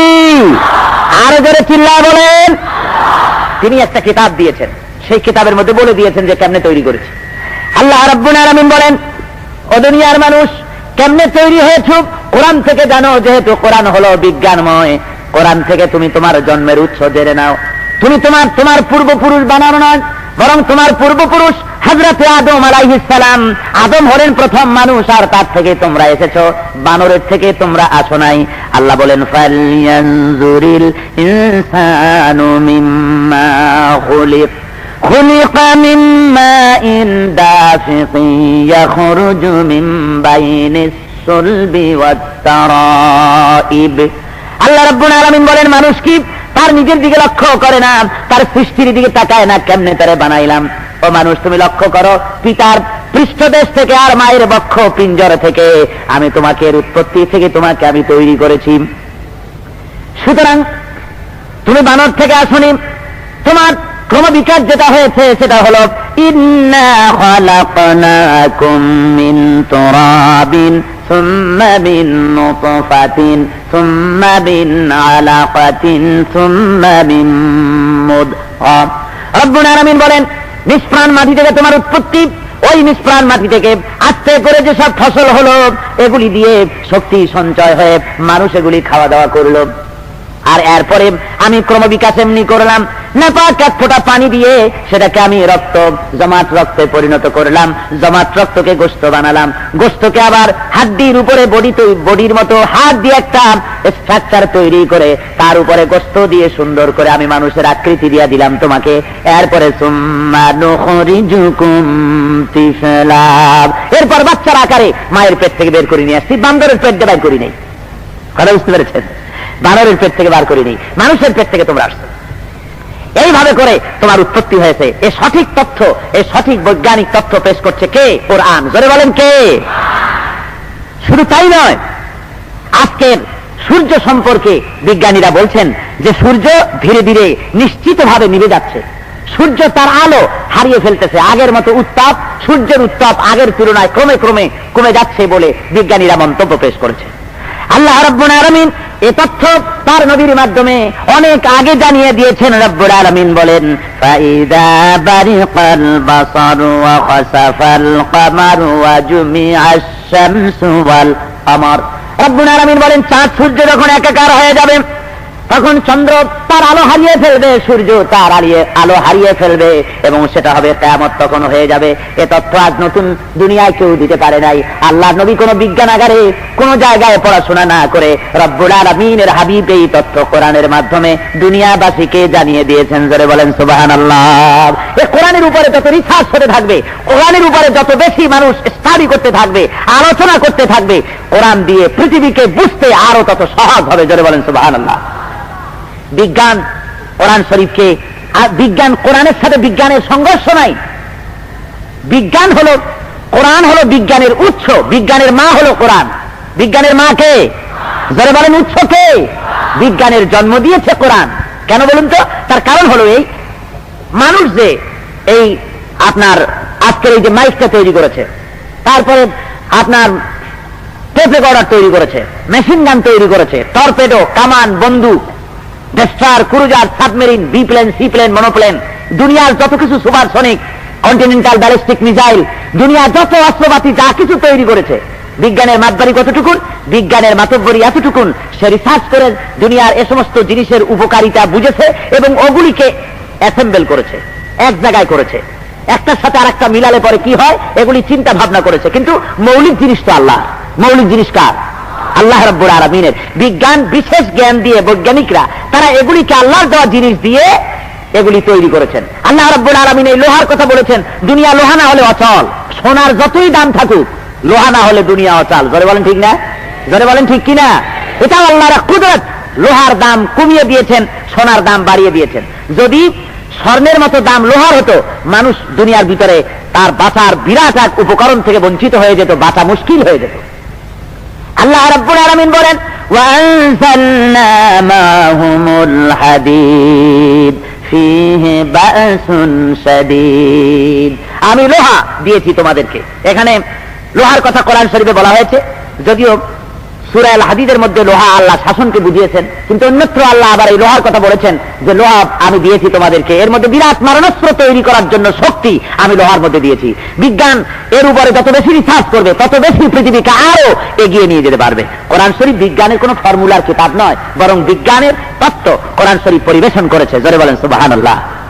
এই সেদিন আজ থেকে বছর খানেক আগে আমেরিকার একটা ম্যাগাজিন দেখা গেল, বিজ্ঞানের উপরে আলোচনা করা হয়েছে। তার মধ্যে ওর মধ্যে একটি আয়াতের আলোচনা দেখলাম, তাতে লেখা হয়েছে আফালা ইয়ানজুরুনা ইলাল ইবিলি কাইফা খুলিকাত। এই আয়াতটির উপরে আলোচনা। অর্থ হলো তোমরা কি দেখো না যে উটকে আমি কিভাবে তৈরি করেছি? এখন বিজ্ঞানীরা তারা চিন্তা করেছেন, সেই ম্যাগাজিনে দেখলাম লিখেছে তারা যে আল্লাহ সৃষ্টিকর্তা তার এত সৃষ্টি থুইয়া, এত সৃষ্টি রেখে উটের কথা কেন বলছেন যে আফালা ইয়ানজুরুনা ইলাল ইবিলি কাইফা খুলিকাত, উট বানাইছি কেমনে তোমরা কি দেখো না? ওরা এটার উপরে গবেষণা করলো। আমি এই আলোচনাটা পড়ে আমার চিন্তার দিগন্ত উন্মোচিত হয়ে গেছে। সুবহানাল্লাহি বিহামদিহি। দুনিয়া বিজ্ঞান যত বেশি আলোচিত হবে, বিজ্ঞানের যত রিসার্চ বেশি বেশি হবে, কোরআন বোঝা মানুষের জন্য তত সহজ হবে। জোরে বলেন সুবহানাল্লাহ। আমি দেখলাম তার মধ্যে ওরা বলেছে যে এই আয়াতটির উপরে আমরা যত তাফসীর দেখেছি সেগুলি তো একটা ব্যাখ্যা আছেই, যে উটের দুনিয়ার সব জন্তুর হাঁটু হলো একটা, উটের হাঁটু হলো দুইটা। এরপরে আমি এক জাতীয় উট দেখেছি লন্ডন রিজেন্ট পার্ক জুতে, লন্ডন চিড়িয়াখানায়, সম্ভবত আফ্রিকান উট হবে। সে উটের পিঠ আমি দেখেছি, আমি দুনিয়ায় এমন উট আর কোথাও দেখি নাই। সুট তার দুইটা, মাঝখানে সওয়ারি বসবে, পিছনেরটায় হেলান লাগাবে, সামনেরটা ধরে থাকবে যাতে পড়ে না যায়। জোরে বলেন সুবহানাল্লাহ। সম্পর্কে আফালা ইয়ানজুরুনা ইলাল ইবিলি কাইফা খুলিকাত, এরকম বহুত ব্যাখ্যা মুফাসসিররা দিয়েছেন। কিন্তু সবচেয়ে যে ব্যাখ্যাটা আমার বেশি ভালো লেগেছে, আশ্চর্য লেগেছে, সেটা হলো বিজ্ঞানীরা বলছেন যে আমরা রিসার্চ করলাম আল্লাহ এই কথাটা কেন বললেন, উটের ব্যাপারটা কেন বললেন। তারপরে উটের উপরে রিসার্চ তারা চালালো। উটের উপরে রিসার্চ চালায় তারা যেটা পেশ করলো যে তথ্য, সেটা হলো এই যে পৃথিবীর মধ্যে যত প্রাণী আছে সমস্ত প্রাণীরা তারা শ্বাস গ্রহণ করার সময় বাতাস থেকে অক্সিজেন নেয়, আর এই অক্সিজেনকে যখন শ্বাস ত্যাগ করে তখন কার্বন ডাই অক্সাইড করে ছেড়ে দেয়। ভেতরে অক্সিজেন এক ফোঁটাও থাকে না, যেটা গ্রহণ করছিল ঠিক ওইটাই বের করে দেয়। কিন্তু দুনিয়ার মধ্যে একমাত্র প্রাণী যার নাম উট বাতাস থেকে অক্সিজেন গ্রহণ করে, সবটাই কার্বন ডাই অক্সাইড করে বের করে দেয় না, 1/3 2/3 বের করে দেয়। 1/3 জমা করে রাখার মতো গলার ভেতরে তার একটা অটোমেটিক আল্লাহ একটা বক্স বানিয়ে দিয়েছেন, একটা পাত্র রেখে দিয়েছেন। সেই পাত্রের ভেতরে 1/3 অক্সিজেন প্রতিবারে সে জমা করে রেখে দেয়, সবটা ছেড়ে দেয় না। বিজ্ঞানীরা বলেছেন তার কারণ হলো এই, সব অক্সিজেন যদি সে ছেড়ে দেয় তাহলে মরুভূমির ভিতরে যখন লু হাওয়া ছুটবে, মরুভূমির ভিতরে বালুর ঝড় যখন আরম্ভ হবে, লোকেরা বাড়ি গিয়ে আশ্রয় করবে, নিবে, কিন্তু উট তো আর আশ্রয়ের জায়গা পাবে না, সে তখন শ্বাস না করে মরবে নাকি? এই জন্য তার ওখানে অক্সিজেন জমা আছে, বালির ভিতরে মাথা ঢুকিয়ে দিয়ে 2-3 দিন থাকতে পারবে, বাতাসের দরকার হবে না। সুবহানাল্লাহ। অক্সিজেন রিজার্ভ করে রাখার বক্স আল্লাহ তাকে তৈরি করে দিয়েছে। আল্লাহু আকবার, আল্লাহ আল্লাহ আল্লাহ। আল্লাহ বলছেন আফালা ইয়ানজুরুনা ইলাল ইবিলি কাইফা খুলিকাত, দেখো না আমি ইট কেমনে বানাইছি। সুবহানাল্লাহ ওয়া বিহামদিহি। সুতরাং বলতেছিলাম কোরআন শরীফ বুঝতে মানুষের জন্য আরো আরো সহজ হবে যতই মানুষেরা কোরআন শরীফের উপরে শুধু সওয়াবের নিয়ত না করে। সওয়াব তো হবেই, সওয়াবের নিয়ত করুন, সওয়াব তো হবেই, কিন্তু বোঝার নিয়ত করে যদি কোরআন শরীফ মানুষ পড়তে পারত, মুসলমানেরা পড়তে পারত, তাহলে আল্লাহর সৃষ্টি রহস্য তার কাছে উদ্ঘাটিত হয়ে যেত। সুবহানাল্লাহ ওয়া বিহামদিহি। এমনি করে কোরআন শরীফ হাজারো তথ্য আল্লাহ পেশ করেছেন। ওই ম্যাগাজিনের ভিতরে আরো দেখেছি আজকে যে রেফ্রিজারেটর যেটা আবিষ্কার হয়েছে, রেফ্রিজারেটর যার ফ্রিজ, যার ভিতরে আমরা তরি তরকারি মাছ গোশ, যাদের জন্য প্রত্যেক দিন বাজার করা অসুবিধা, একদিন বাজার করে ফ্রিজের মধ্যে ছুঁয়ে দিল, আর 10 দিন 15 দিন ধরিয়া পাইকারি দরে জমের খাওয়া খাইল। কথা বলছেন? এই যে ফ্রিজ, বিজ্ঞানীরা লিখেছেন এই ফ্রিজের তত্ত্ব তো কোরআন শরীফের মধ্যে পাওয়া যায়। কোথায়? আলকাল্লাযী মাররা আলা কারিয়াতিন ওয়া হিয়া খাবিয়াতুন আলা উরুশিহা, সেই আয়াতের ভিতরে যে হযরত উযাইর আলাইহিস সালামের জামানার সেই ঘটনা, যিনি ওখান থেকে যাচ্ছিলেন বখতেনাসরের সময়, হযরত উযাইরের ঘটনা, তিনি যাচ্ছিলেন, যাওয়ার পথে একটা মৃত্যু শহর দেখে, একটা বিরান শহর দেখে তিনি বলেছিলেন যে এই বিরান শহরকে তুমি আল্লাহ কেমনে আবার জিন্দা করবা। আল্লাহ তাকে মৃত্যু দিলেন। এখানে হযরত উযাইরের মওত হয়ে গেল, তিনি মৃত্যুবরণ করলেন। কত বছর? 100 বছর মৃত্যু হয়ে গেল, মরে থাকলেন। এরপরে ফেরেশতা আসলেন, এসে তাকে জিন্দা করলেন। জিন্দা করে জিজ্ঞেস করলেন কাম লাবিস্তা, কতদিন এখানে তুমি ঘুমাইছিলা? কয় যে লাবিস্তু ইয়াওমান আও বাদা ইয়াওমিন, একদিন অথবা একদিনের চাইতে কিছু একটু বেশি। সুবহানাল্লাহ ওয়া বিহামদিহি। অথচ ফেরেশতা বলছে বাল লাবিস্তা মিয়াতা আম, 100 বছর হয়ে গেছে তুমি এখানে ঘুমিয়ে আছো মৃত্যু অবস্থায়। জোরে বলেন সুবহানাল্লাহ। উনজুর ইলা হিমারিকা উনজুর ইলা তুআমিকা ওয়া শারাবিকা লাম ইয়াতাসান্না, তাকিয়ে দেখো তোমার খাদ্যের দিকে আর তোমার পানীয়ের দিকে, তা নষ্ট হয় নাই। খাদ্য কি ছিল? তাফসীরে এসেছে খাদ্য ছিল আঞ্জির, পেয়ারা, আর পানীয় ছিল শরবত, দুধ ছিল আর আঞ্জির ছিল। ফেরেশতা বলছেন উনজুর ইলা তুআমিকা ওয়া শারাবিকা লাম ইয়াতাসান্না, তাকিয়ে দেখো তোমার খাদ্য আর পানীয় গান্দা হয় নাই, নষ্ট হয় নাই। জোরে বলেন সুবহানাল্লাহ। আমেরিকা থেকে প্রকাশিত ওই ম্যাগাজিন লিখছে আজকের ফ্রিজের উৎস কোরআন শরীফ 1000 বছর 1500 বছর আগে ঢুকিয়ে দিয়েছেন যে দীর্ঘদিন ধরে খাদ্য আল্লাহর কুদরতে যদি রিজার্ভ হয়, মানুষের চেষ্টা করে পারে কিনা তার উপরে রিসার্চ হতে পারে, আর মানুষ কামিয়াব হয়েছে। সুবহানাল্লাহ ওয়া বিহামদিহি। আজকে যে অ্যানাটমি সার্জারি, মানুষকে কাটা হচ্ছে, ছেঁড়া হচ্ছে, ফাড়া হচ্ছে, পেট ফাড়িয়া তারপরে পেটের মধ্যে থেকে নাড়ি বুড়ি বাইর করিয়া কাটে কুটিয়া যতটুক লাগে ততটুক সেলাই টেলাই করিয়া ভিতরের মধ্যে দিয়া আবার আটকায় দেয়, যদিও মাঝে মধ্যে ডাক্তাররা ভুল করে গজ কেচে টেচে ফিরে দেওয়ার মধ্যে। কথা বুঝছে? কিন্তু এই যে মানুষের কাঁটা ছেঁড়া চলছে, থ্রট অপারেশন হচ্ছে, গলা কাটতেছে, ব্রেইন অপারেশন হচ্ছে, মাথার ঘিলু অপারেশন হচ্ছে, তারপরে হার্ট, বুক ফেরে কলেজা বের করে আলাদা পাত্রে রেখে হার্ট অপারেশন হচ্ছে, নতুন করে হার্ট সংযোজন করা হচ্ছে, ব্যাটারি দিয়ে চালানো হচ্ছে। এই যে কাটা ফাড়া ছেঁড়া যেগুলি হচ্ছে, বিজ্ঞানীরা, আমি আশ্চর্য হয়েছি যে ওরা কত কোরআন অধ্যয়ন করে। ওরা বলছে এটাও কোরআন শরীফে এ খবর, এই যে কাটা ছেঁড়া মেডিকেল সার্জারি সম্পর্কে কোরআন শরীফের মধ্যে এর তত্ত্ব এবং তথ্য খুঁজে পাওয়া যায়। কোথায়? হযরতে ইব্রাহিম আলাইহিস সালাম সম্পর্কে বলছে যে হযরত ইব্রাহিম আলাইহিস সালাম একটা মৃত্যুকে দেখতে পেলেন, একটা মরা দেখতে পেলেন নদীর ধারে, অর্ধেক স্থলভাগে, অর্ধেক পড়েছে পানির মধ্যে। স্থলভাগ প্রাণীরা উপরের অংশ খাচ্ছে, আর ভেতরের পানির ভিতরে জলচর প্রাণীরা পানির অংশ খেয়ে ফেলতেছে। নানান রকমের প্রাণীতে একটা মৃতদেহ খেয়ে ফেলতেছে। ইব্রাহিম আলাইহিস সালাম এই দৃশ্য দেখে বলছেন, রাব্বি আরিনি কাইফা তুহিয়াল মাউতা, ও আল্লাহ তুমি আমারে দেখাও এই মৃত্যুকে তুমি আবার কেমনে চিন্তা করবা? হাজারো পেটের মধ্যে ঢুকে গেল, হাজারো পেটের মধ্যে একটা দেহ ঢুকে গেল, এইটার চিন্তা করবা কেমনে? আল্লাহ কয় আওয়ালাম তুমিন, ইব্রাহিম বিশ্বাস করিস না? হযরত ইব্রাহিম আলাইহিস সালাম বলছেন বালা, নিশ্চয়ই বিশ্বাস করি, অবশ্যই করি, ওয়ালাকিন লিয়াতমাইন্না কলবি, আয় আল্লাহ ওই আমি তো বিশ্বাস করি, কোনো সন্দেহ নাই, কিন্তু চোখে দেখলে আমি আরো খুশি হব। আল্লাহ বলেন আচ্ছা, হাকুজ আরবাআতাম মিনাত তাইর, 4টা পাখি ধরে নিয়ে আস। কয়টা পাখি? 4টা পাখি ধরে নিয়ে আস। 4টা পাখি এনে 4টাকে জবাই করো, হাসরহুন্না, একে জবাই করো এবং টুকরা টুকরা করো। তারপরে 4টা পাখির গোশতগুলা সব একত্রিত করে মিলাইয়া ঝুলাইয়া 4টা পাহাড়ের উপরে থুই আস, 4টা পাহাড়ের উপরে রেখে আসো। সুম্মা দুউহুন্না ইয়াতিনাকা সায়া, তারপরে পাখিগুলোর নাম ধরে ডাক দাও, দেখবে পাখিগুলি উড়ে এসে তোমার কাছে জীবন্ত পাখিতে পরিণত হয়ে যাবে। জোরে বলেন সুবহানাল্লাহ। হযরত ইব্রাহিম আলাইহিস সালাম 4টি পাখি ধরলেন। তাফসীরের ভিতরে আছে সেই 4টি পাখি হলো, একটি ছিল কাক, একটি ছিল ময়ূর, একটি ছিল মোরগ, আর একটি ছিল শকুন। কয়টা পাখি? 4টি পাখি ছিল। তাফসীরের মধ্যে লেখা হয়েছে এই 4টা পাখির খাসলাত মানুষের মধ্যে আছে। এই 4টি পাখির খাসলাত মানুষের মধ্যে আছে। মানুষ কিন্তু কাকের মতো ধূর্ত। কাক খুব চালাক না? সাংঘাতিক চালাক। কাকরে আপনি মারতেই পারবেন না ঢিলা তেলে দিয়া, কোনো জিনিস দিয়া। আপনি হাত উঁচু করার আগেই সে পগার পা, ঠিক কিনা কর? মানুষ ওই রকম খুব চালাক, কাকের মতোই। তারপরে ময়ূর খুব সৌন্দর্য প্রিয়, মানুষও খুব সৌন্দর্য প্রিয়। মোরগ সাংঘাতিক কামুক, মানুষের ভিতরেও সে রোগ আছে। শকুন অত্যন্ত উদর পুষ্টি করে জন্মের খাওয়া খায়, মানুষও সেইভাবে পাইকারি দরে জন্মের মতো খায়। এই 4টা খাসলাত মানুষের মধ্যে আছে। এই 4টি পাখিকে জবাই করা হলো, গোশতগুলো টুকরা টুকরা করে 4 পাহাড়ের উপরে রেখে দেওয়া হলো। হযরত ইব্রাহিম আলাইহিস সালাম এক পাখির কল্লা ধরে ডাক দিলেন।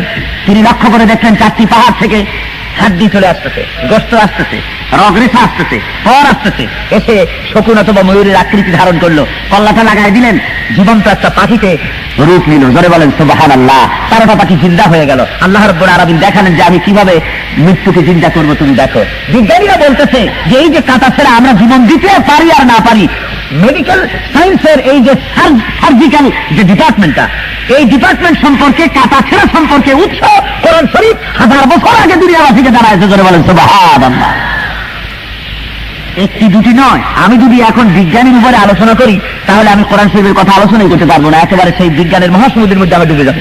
সুতরাং আমি অল্পের মধ্যে ইশারা দিয়ে যাচ্ছি যে আসলে কোরআন হলো, বিজ্ঞান হলো কোরআন, আপনার বিজ্ঞানের উৎস হলো কোরআন। বিজ্ঞানের উৎস কি বলুন? আরো ধরে বলুন কি? কোরআন হলো বিজ্ঞানের উৎস।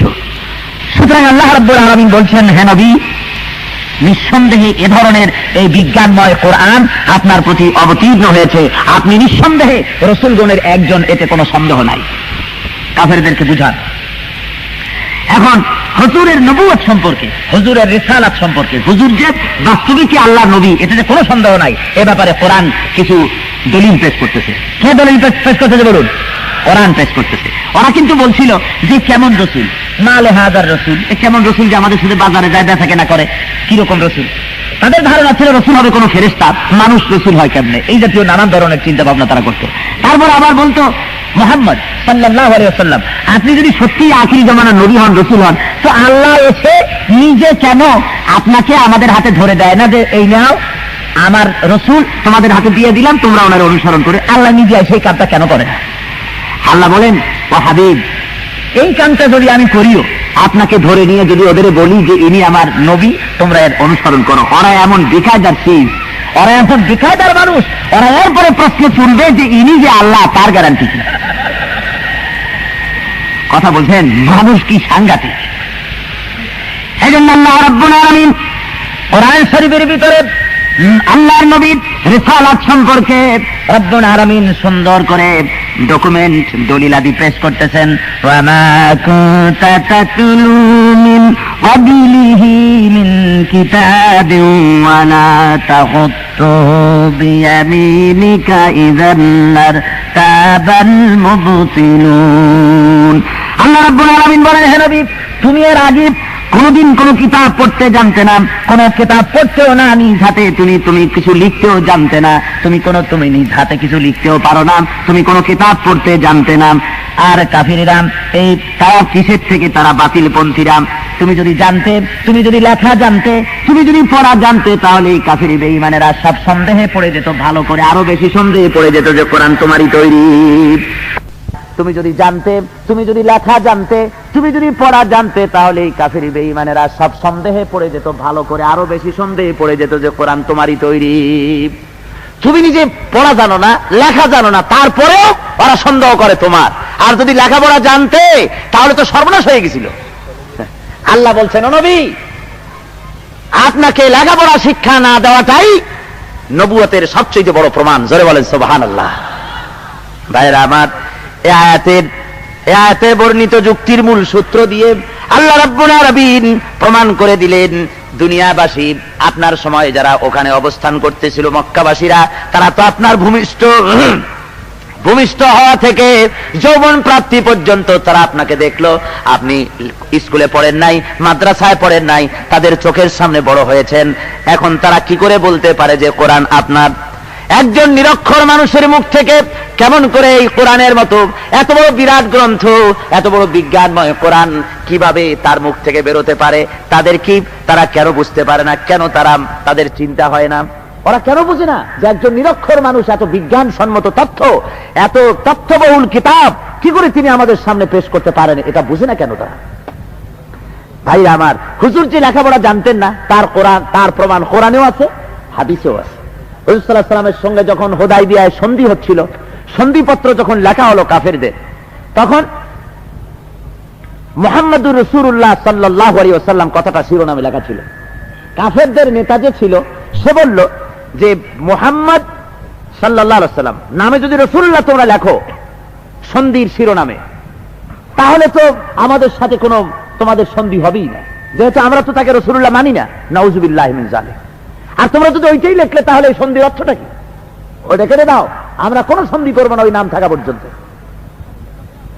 আল্লাহর নবী জনাবে মুহাম্মদুর রাসূলুল্লাহ, জোরে বলেন সাল্লাল্লাহু আলাইহি ওয়াসাল্লাম, তিনি হযরত আলীকে ডেকে বললেন, আলী রে, আমার নামের সামনে মুহাম্মদ যেখানে লেখা আমার নামের সামনে যে রাসূলুল্লাহ শব্দটা লেখা আছে, ওই শব্দটা তুমি কেটে দাও, ওই শব্দটা কেটে দাও। হযরত আলী শুনে বলেন, ইয়া রাসূলুল্লাহ, জীবনে যত হুকুম করেছেন আপনি, আমি সব পালন করেছি, ভবিষ্যতেও যত হুকুম করবেন সমস্ত হুকুম পালন করব। আপনি যদি জীবন দিতে বলেন, এই মুহূর্তে জীবন দিয়া দিব, কিন্তু আজকের আপনার এই হুকুমকে আমি পালন করতে পারবো না। মুহাম্মদ নামের সামনে রাসূলুল্লাহ শব্দ আমার কলম দিয়ে আমি কাটতে পারবো না, আমার জন্য সম্ভব নয়, কিছুতেই সম্ভব নয়। আপনার নামের সাথে সামনের থেকে রাসূলুল্লাহ আমি কি করে কাটবো? হুজুর বললেন, আলী, আমারে দেখায় দাও কোন জায়গায় রাসূলুল্লাহ লেখা, এই শব্দটা কোন জায়গায় লেখা, আমারে দেখায় দাও, কলমটা আমার হাতে দাও। হুজুর কলম হাতে নিলেন, হযরত আলী দেখাই দিলেন এই জায়গা, হুজুর সেই জায়গাটা কেটে দিলেন। এর দ্বারা কি প্রমাণ হয়? হুজুর লেখা পড়তে পারতেন না, হুজুর কোন লেখা পড়তে পারতেন না। মুহাম্মাদুর রাসূলুল্লাহ যেখানে লেখা ছিল, সেখানে পরে লেখা হলো হাযা মা কাযা আলাইহি মুহাম্মদ বিন আব্দুল্লাহ। এই সত্য, এই সন্ধি লিপিবদ্ধ হচ্ছে আব্দুল্লাহর পুত্র মুহাম্মদ সাল্লাল্লাহু আলাইহি ওয়াসাল্লামের পক্ষ থেকে। রাসূলুল্লাহ শব্দ সেখান থেকে বাদ দিয়ে দেওয়া হলো। এই ঘটনাটা আমি শুনালাম এই জন্য যে হুজুর সাল্লাল্লাহু আলাইহি ওয়াসাল্লাম যে লেখা জানতেন না, পড়াও জানতেন না, এগুলি হলো তার প্রমাণ। নবুয়তের পূর্ব জীবন সম্পর্কে আল্লাহ রাব্বুল আলামিন বলেন, আপনি বলেন ও নবী বলে দেন, মানুষকে বুঝায় দেন, ফাকাদ লাবিস্তু ফীকুম উমরাম মিন ক্বাবলি, আমি তো এর পূর্বে বিরাট একটি জীবন তোমাদের সঙ্গে আমি কাটাইছি, তোমাদের সঙ্গে ওঠা বসা করেছি। নবুয়ত পাওয়ার আগে 40 বছর পর্যন্ত তোমাদের সঙ্গে ওঠা বসা আমি করলাম। আমি তো কোনো কলেজে পড়ি নাই, ইউনিভার্সিটিতে পড়ি নাই, কোনো রিসার্চ একাডেমিতে যাতায়াত করি নাই, এমনকি কোনো গুণীজনদের সঙ্গেও তো ওঠা বসা করার আমার সুযোগ হয়নি।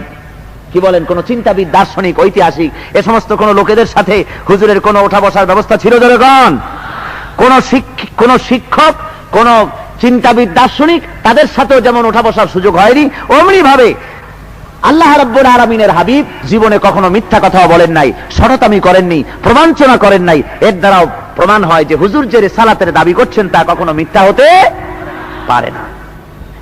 আল্লাহ রাব্বুল আলামিন বলেন, ও নবী, কোরআন শরীফ তো আমি আপনার কাছে নাজিল করেছি, ওয়াকাযালিকা আওহাইনা ইলাইকা রূহাম মিন আমরিনা মা কুনতা তাদরি মাল কিতাবু ওয়ালাল ঈমান।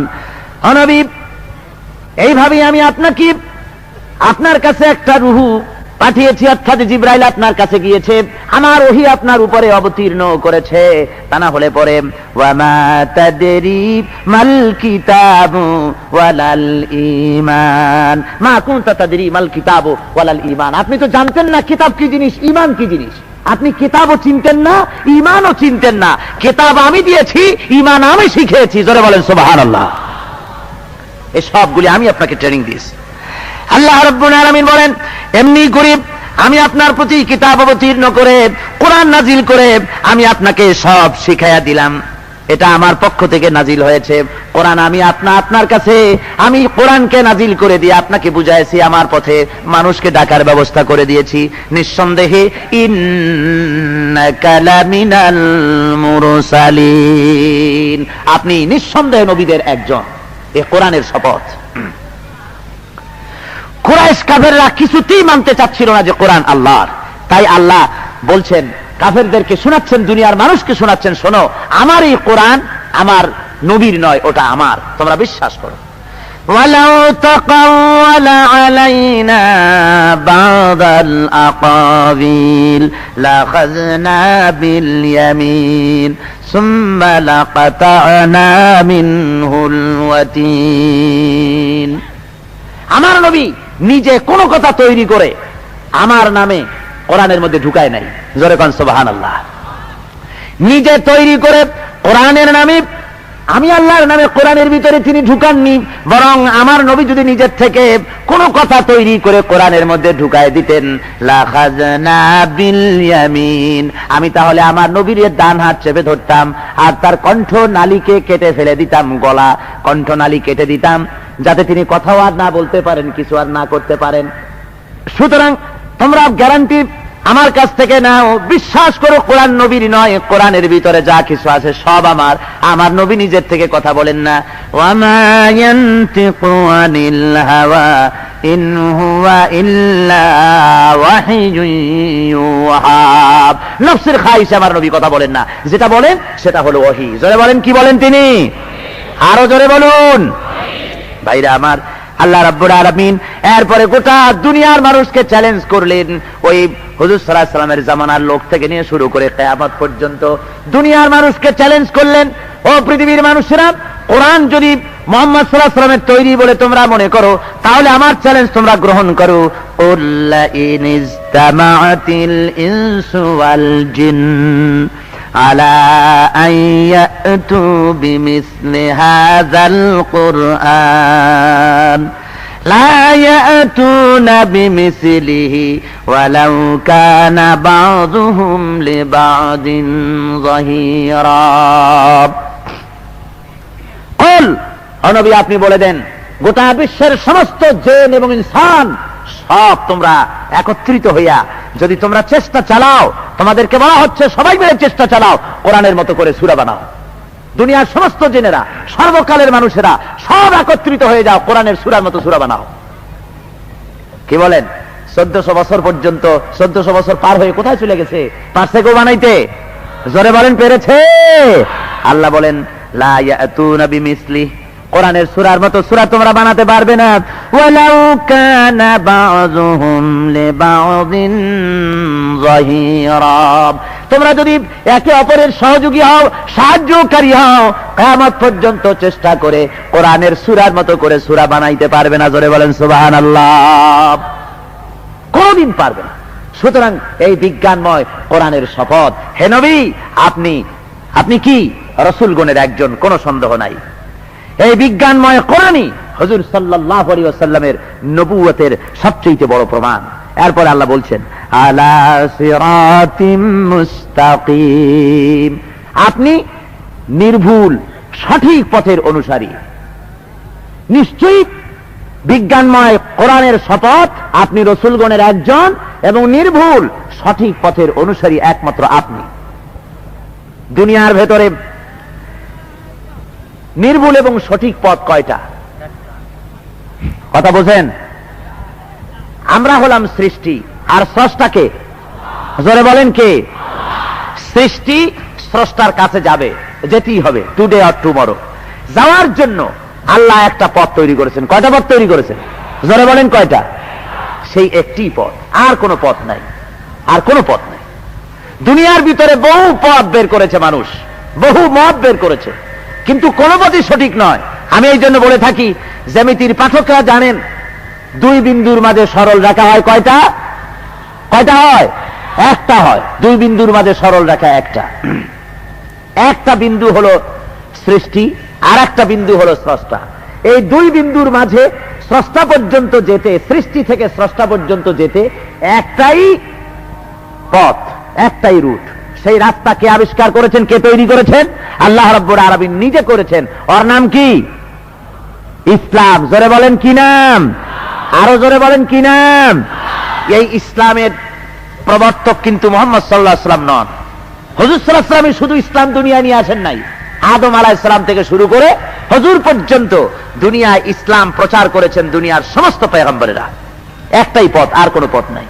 আমাদের দেশের লোকেরা মাঝে মধ্যে বলে, গল্প করে এক জায়গায় বসে, কয় যে মিয়া ওই হিন্দুদের সঙ্গে বা অন্য কোন জাতির সঙ্গে, কয় যে মিয়া আসলে এক কথা, তোমরাও যা আমরাও তাই।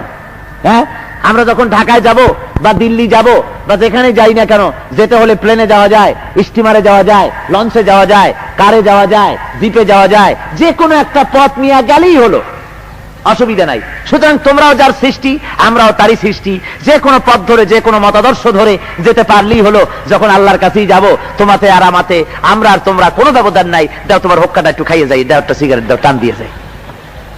একটা হোক্কায় টান দেওয়ার জন্য, একটা সিগারেটে টান দেওয়ার জন্য ইমানদার এভাবে বিক্রি করে অনেক মুসলমান। হমিয়া কখনোই নয়। দুনিয়ার সব মত, সব পথ এক নয়।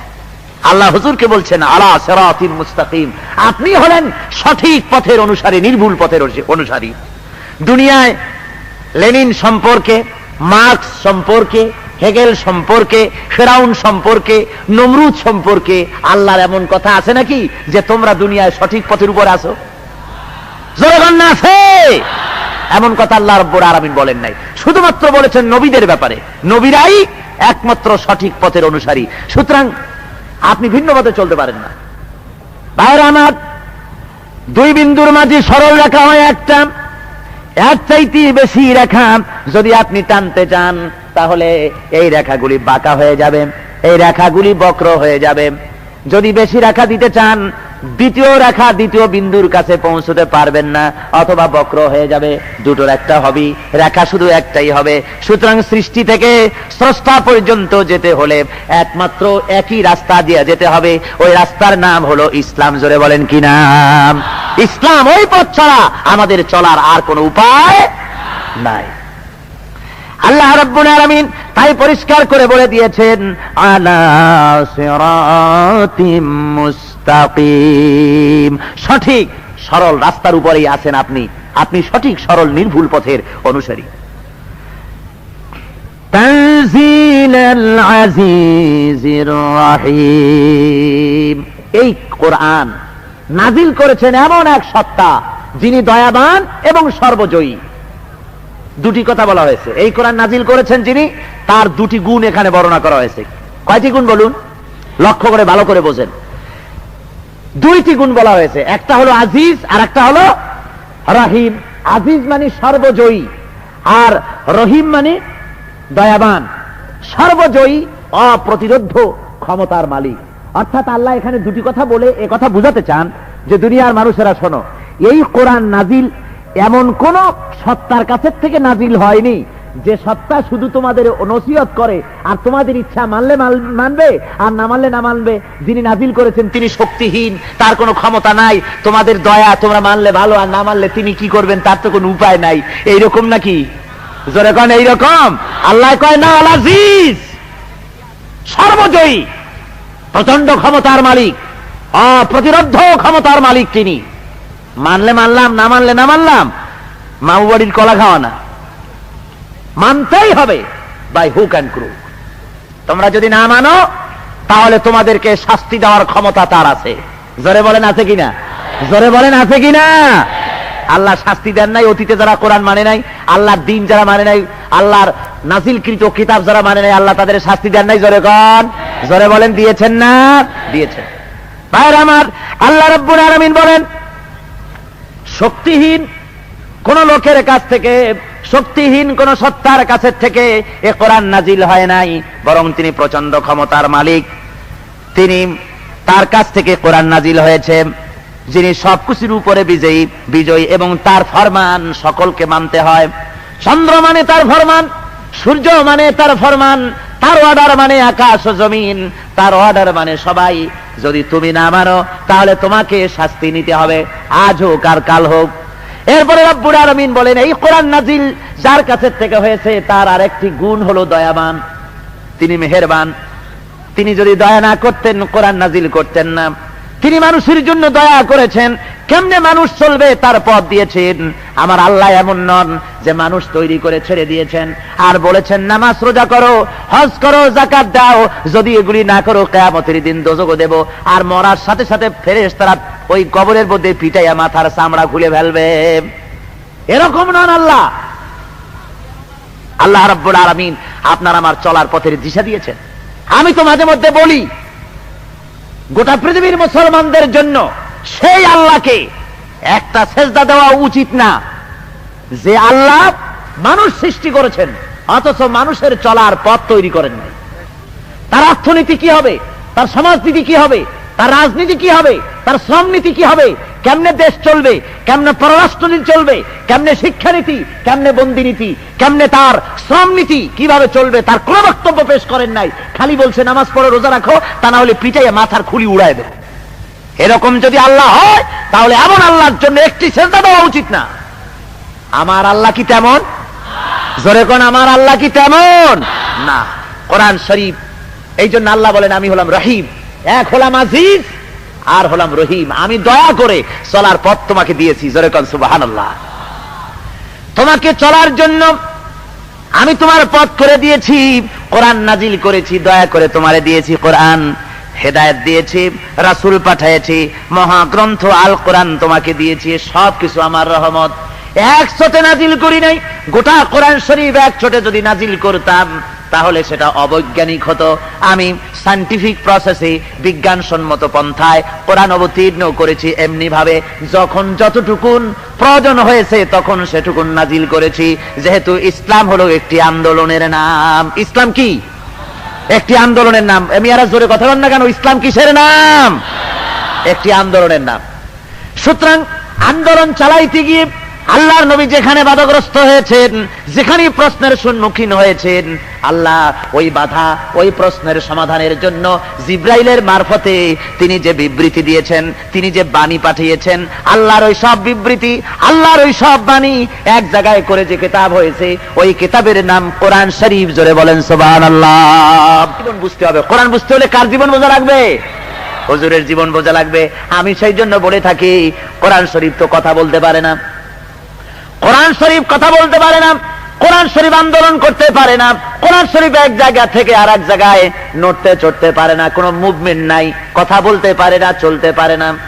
কিন্তু জীবিত কোরআন যদি কেউ দেখতে চায়, আসল কোরআন যদি দেখতে চায়, প্রাণবন্ত কোরআন, চলমান কোরআন, বাকশক্তি সম্পন্ন কোরআন যদি কেউ দেখতে চায়, তাহলে সেজন্য আল্লাহর নবীর 23 বছরের নবুয়তের জীবনকে দেখে নেয়।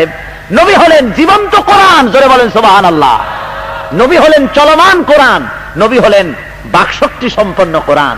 নবীর জীবন না বুঝলে কোরআন বোঝা যাবে না, নবীর জীবন বুঝতেই হবে।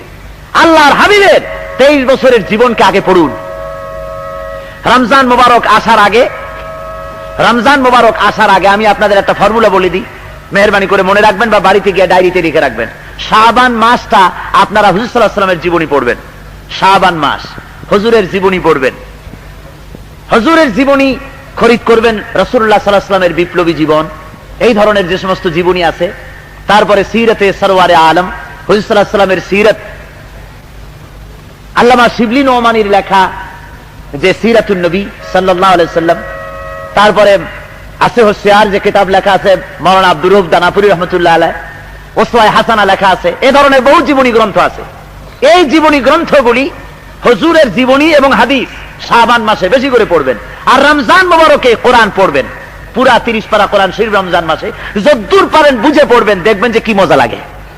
শাবান মাসে হুজুরের জীবনী পড়েছেন, বুঝে আসছে, এখন কোরআনের সাথে রমজান মাসে মিলায় দেখেন, ইসলাম আপনার সামনে পরিষ্কার হয়ে যাবে। জোরে বলেন সুবহানাল্লাহ।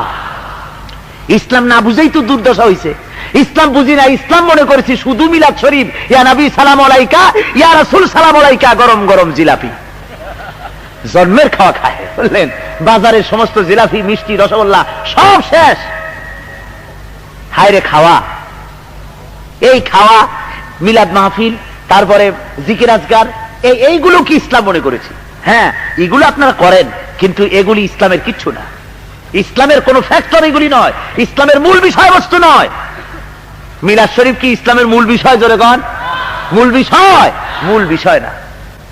মূল বিষয় তো দূরের কথা, শাখা প্রশাখা যাইয়া তার মাথায় যে পাতা বেরোয়, সে পাতার মাথায় যে কোণা থাকে, ওইখানে যে কোন রকম, বুঝলেন?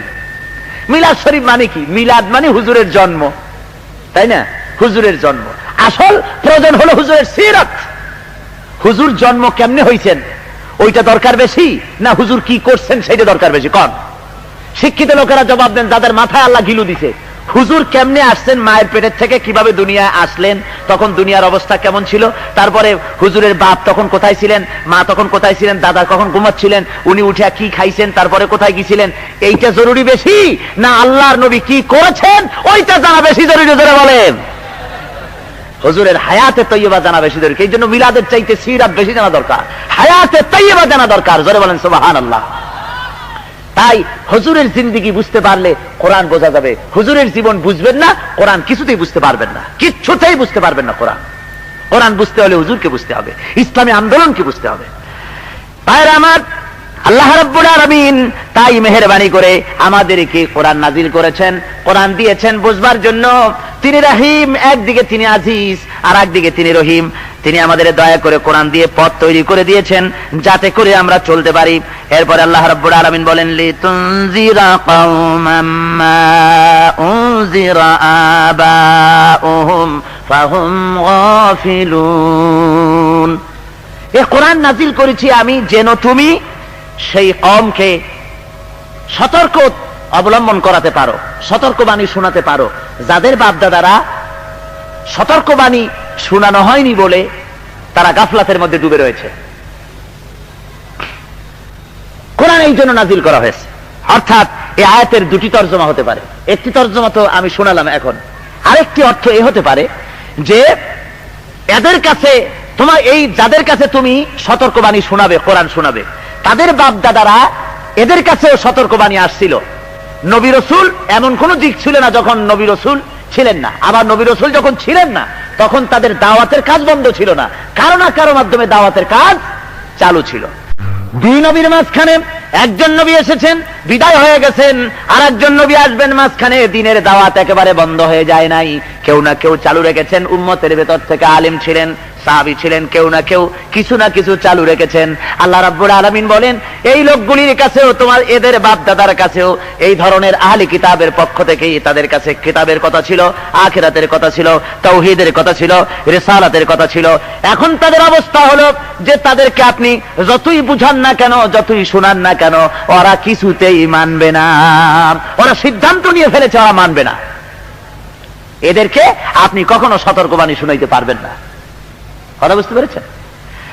আল্লাহ রাব্বুল আলামিন বলেন, এদের অবস্থা হয়েছে লাকাদ হাক্কাল কাওলু আলা আকসারিহিম ফাহুম লা ইউমিনুন। এর অধিকাংশের ব্যাপারেই আযাবের সিদ্ধান্ত হয়ে গেছে। এরা আযাবের সিদ্ধান্তের উপযোগী হয়ে গেছে। এদের অধিকাংশই, এরা এখন আর ঈমান আনবে না। হুজুর সাল্লাল্লাহু আলাইহি ওয়াসাল্লামের দ্বীনি দাওয়াতের ব্যাপারে এরা হঠকারিতা আর জিদ প্রকাশ করলো, অহংকার করলো। কি অহংকার? মক্কার কাফেরেরা অহংকার করলো যে এই ধরনের একটা গরিব মানুষ নবী হইছে, আমরা তার নবুয়ত মানবো কেন? এত ধনী মানুষ আছে আমাদের দেশে, একটা ধনী পয়গম্বর হইল না কেন? কত মানুষের বাপ আছে, তার একজন যদি নবী হইতো তাও কাজ হতো, একজন এতিম মানুষ কেন নবী হলো? এই ছিল তাদের অহংকার, আর ছিল হঠকারিতা। এই অহংকার এবং হঠকারিতার কারণে আল্লাহ রাব্বুল আলামিন তাদেরকে বলছেন যে এরা এখন আযাবের সিদ্ধান্তের উপযোগী হয়ে গেছে। এখন আর এদের কোনো উপায় নাই। এরা জেনে শুনে দ্বীনের সাথে বিরোধিতা করা শুরু করে দিয়েছে। ভাইরা আমার, আল্লাহ রাব্বুল আলামিন বলেন, এই জন্য আমি কি করেছি তুমি শুনে রাখো। ইন্না জাআলনা ফি আনাকিহিম আগলালান ফাহিয়া ইলাল আযকানি ফাহুম মুকমাহুন।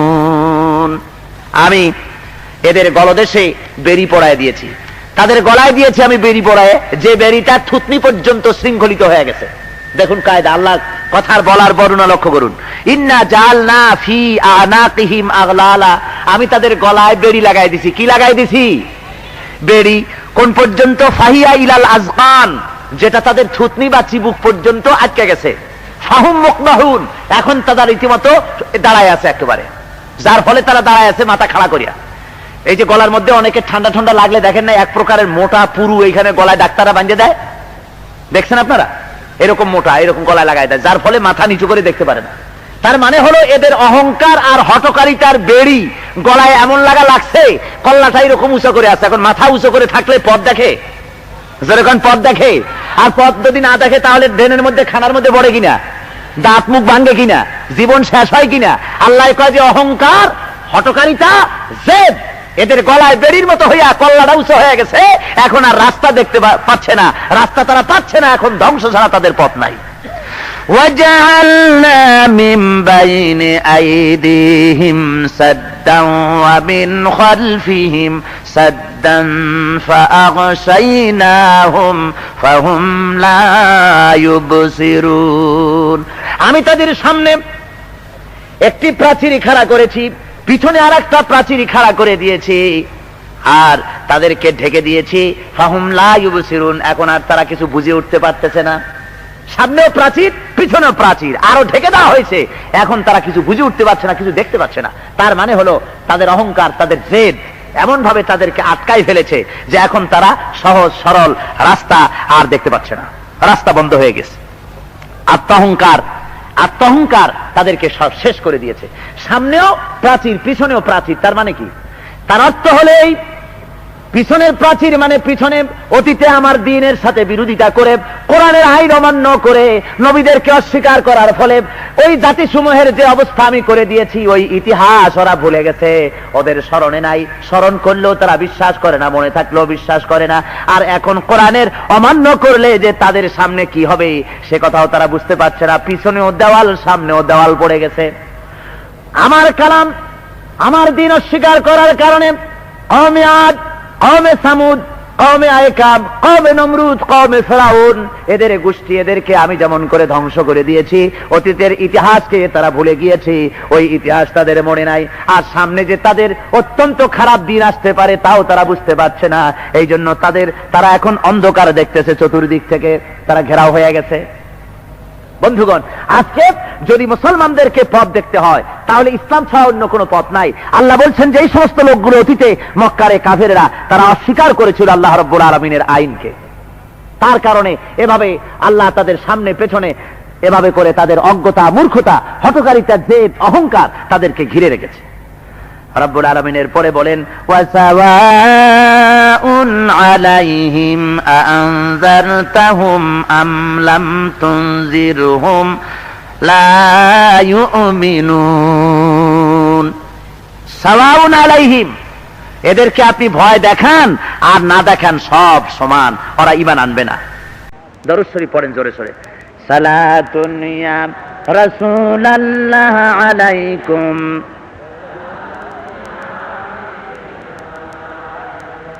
সালামুন ইয়া রাসূলুল্লাহ।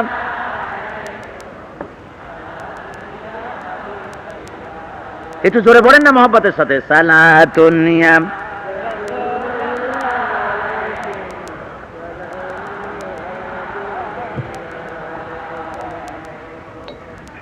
ভাইরা আমার, লক্ষ্য করুন ভালো করে, আল্লাহ রাব্বুল আলামিনের সূরা ইয়াসিন আপনারা সব সময় পড়েন, শুধু তেলাওয়াত করেন, কিন্তু কি পড়েন এর মধ্যে কি আল্লাহ রেখেছেন তা তো অনেকেই বোঝেন না। সুতরাং আপনাকে ভালো করে বুঝতে হবে। কি সুন্দর করে আল্লাহ বলতেছেন, ইসলামী আন্দোলনের কর্মী যারা, ইসলামী আন্দোলন যারা করতে চান, আল্লাহর কোরআন যারা দুনিয়ায় বাস্তবায়িত করতে চান, এই আয়াতটি তাদের জন্য বড় উপকারী, তাদের জন্য শোনার বিষয়বস্তু।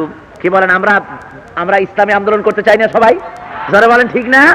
বাংলাদেশ ইসলাম কায়েম হোক, এটা আমরা সবাই চাই না? জোরে বল, আরো জোরে বলেন চাই না? তাহলে আমরা যারা এখানে উপস্থিত সব আমরা ইসলামী আন্দোলনের কর্মী। জোরে বলেন ঠিক কিনা? জোরে বলেন সত্য কিনা? কারা কারা ইসলামী আন্দোলনের কর্মী হাত উঁচু করে দেখান তো, দেখান তো। আলহামদুলিল্লাহ, জোরে বলেন আলহামদুলিল্লাহ। হাত নামান।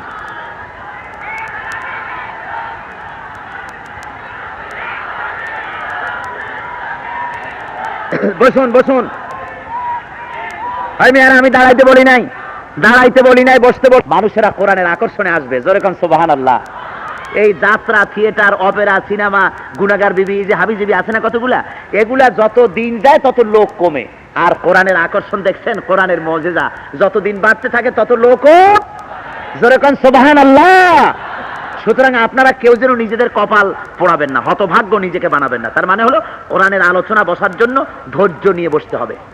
আমি তো আপনাদেরকে লম্বা চৌড়া আলোচনা করি না, নিশ্চয়ই আপনারা জানেন, বড় জোর 2 থেকে 2.5 ঘন্টা এই সময়টুকুন বসা যায়। এইভাবে নিয়ত করে বসবেন, মাঝখান থেকে হাঁটা ওঠা বাকি 4 দিন যেন কাউকে বলা লাগে না। বলে জোরে বলেন মনে থাকবে আপনাদের?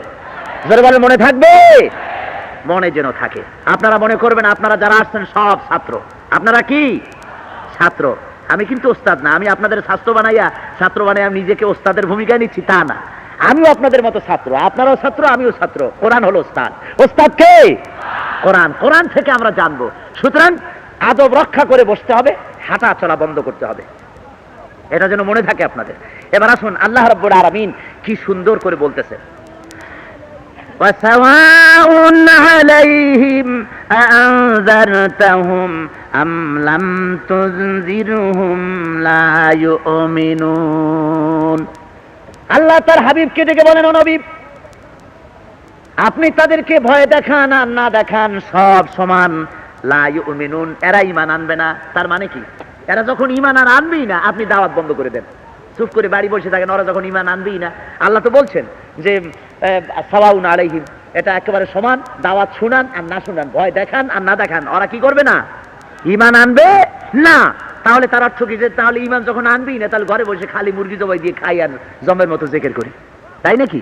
না, বরং আল্লাহ রাব্বুল আলামিন বলতে চান, তাবলীগ করাটা অর্থহীন নয়। দিনের দাওয়াত অর্থহীন হবে না, যেহেতু কে দাওয়াত কবুল করবে আর কে কবুল করবে না তা তো আপনি জানেন না। ইন্নাকা লা তাহদি মান আহবাবতা, কে দাওয়াত কবুল করবে তা তো আপনি জানেন না। আপনি যারা পছন্দ করেন তারই তো হেদায়েত করতে পারবেন না। হেদায়েতের মালিক কে? আল্লাহ রাব্বুল আলামিন। আজ যারা দিনের দাওয়াতের বিরোধিতা করতেছি, ওই বিরোধীদের ভিতরেও যে তুমি যদি বিজ্ঞানসম্মত দাওয়াত দিতে পারো, যদি তুমি বুঝাতে পারো, তাহলে ওদের লিডারকে যে তুমি পাবে না, ওদের ভিতর থেকে যে লোক তুমি পাবে না, তা তো তুমি জানো না, ঠিক কি না? দাওয়াত দিতে থাকো, দাওয়াত শুনতে শুনতে সবাই তো শুনবে না এমন নয়, কিছু সংখ্যক আছে যারা শুনবে, কান দিয়া ঢুকবে, কলেজায় ঢুকবে, চোখ থেকে পানি পড়বে, ঈমান বুঝতে পারবে, তোমার কাছে চলে আসবে, আর দ্বীনের শক্তি বাড়বে। জোরে বলেন সুবহানাল্লাহ। হিম্মত হারা হইও না, আল্লাহ বলছেন নবী হিম্মত হারা হইও না, নিরাশ হইও না, দাওয়াত দিতে থাকো। এক শ্রেণী আছে যারা তুমি শুনাইলেও যা, না শুনাইলে যা, এদেরকে তুমি চিনবা না, আর কারা হেদায়েত নিবে তাও তুমি চিনবা না, অত আমি ঠিক করে দেব, তুমি দাওয়াত দিতে থাকো। ভাইয়ের আমার, সেজন্য আজকে ইসলামী আন্দোলনের কর্মী, এ মাহফিলের ভিতরে আপনারা সবাই বলেছেন আপনারা ইসলামী আন্দোলনের কর্মী, বাংলাদেশ ইসলাম কায়েম করতে চান, সুতরাং আপনারা নৈরাশ্যর রোগে ভুগবেন না, মারামারি দেখে ভুগবেন না, মিছিল দেখে ভয় পাবেন না, মারামারি দেখে ভয় পাবার কোনো কারণ নাই, বন্ধ করে দেওয়ার কোনো কারণ নাই, হিকমতের সাথে কাজ করতে হবে। উদউ ইলা সাবিলি রাব্বিকা বিল হিকমাতি ওয়াল মাউইযাতুল হাসানা। আল্লাহ রাব্বুল আলামিন বলেন, তোমার রবের দিকে, তোমার প্রভুর দিকেই, তোমার আল্লাহর দিকে মানুষকে হিকমতের সাথে, কৌশলের সাথে তুমি দাওয়াত দাও, মিষ্টি মিষ্টি কথা দিয়ে দাওয়াত দাও, লাঠি মারার জন্য পাঠানো হয়নি। ভালো ভালো কথা বলে মানুষকে দাওয়াত দাও, দাওয়াত বন্ধ করে দিও না। তোমার দাওয়াত শুনে শুনে লোকেরা চলে আসবে, দিনের মধ্যে যাদের হেদায়েত নসিব আসে তারা চলে আসবে, কিন্তু দাওয়াত দিতে গিয়ে প্রাণ দেওয়া লাগবে, দুই একজন মরেও যেতে পারে, শহীদ হয়ে যেতে পারে। গাছগুলি যেমন বড় হওয়ার জন্য বৃষ্টির পানি চায়, জমিনে ফসল বৃদ্ধি পাওয়ার জন্য যেমন করে সে ফসল, যে বৃষ্টি চায়, গাছের ফসল বৃদ্ধির জন্য যেমন সার চায়, অমনি ভাবে ইসলামী আন্দোলন হলো একটি গাছের নাম, যার শিকড় মাটির তলদেশে চলে গেছে, আর তার শাখা প্রশাখা চলে গেছে আর সে আদিম পর্যন্ত। এই গাছও বৃদ্ধি পাওয়ার জন্য সার চায়, সেই সার হলো শহীদের রক্ত। জোরে বলেন সুবহানাল্লাহ। সুতরাং কোন জমিনে যদি কেউ শহীদ হয়, শাহাদাত বরণ করে, এটা কোনো খারাপ কথা নয়, বরং শহীদ হওয়াটা হলো ওখানে আল্লাহর দ্বীন কায়েম হবে, তার বাস্তব নমুনা। জোরে বলেন সুবহানাল্লাহ, জোরে বলেন সুবহানাল্লাহ। ওরা শহীদ করবে, তোমরা দ্বীনের দাওয়াত দিয়ে যাও, দিতে থাকো। তারপরে ওরা যতই আন্দোলন করুক, একটা মানুষ শহীদ করে দিয়ে, একটা ছাত্র মেরে দিয়া, কোন জায়গায় ইসলামের আন্দোলনের একটা কর্মীকে মেরে, একটাকে নেতা মেরে আন্দোলন বন্ধ করা যায় না। জোরে বলেন যায়? আগুন ছাই দিয়ে ঢেকে রাখা যায় না। বিরাট পাহাড় হাত মুঠ করিয়া চোখের সামনে ধরলে পাহাড়টাও মুষ্টির আড়ালে পড়ে যাবে, যাবে না? কথাটা বোঝেন? যত বড় পাহাড় হোক, একটা হাত মুঠো করে চোখের সামনে ধরেন, মনে হবে পাহাড় ওখানে নাই। আজকে যারা ইসলামী আন্দোলনকে অস্বীকার করছে, যারা ক্ষুদ্র মনে করতেছে, তারা ওই রকম পাহাড়ের সামনে হাত মুঠো করে দেখতেছে। হাতটা ছাড়িয়ে দাও, জ্ঞানের চক্ষু খোলো। কয়টা ছাত্র মারবা তোমরা? কয়টা মারবে? একটা দুইটা না, বাংলাদেশের রাজধানী থেকে শুরু করে প্রত্যন্ত অঞ্চল পর্যন্ত লক্ষ লক্ষ মুজাহিদ তৈরি হয়েছে ইসলাম প্রতিষ্ঠা করার জন্য। দুই একটা মেরে ইসলামী আন্দোলন বন্ধ করতে পারবে না ইনশাআল্লাহ।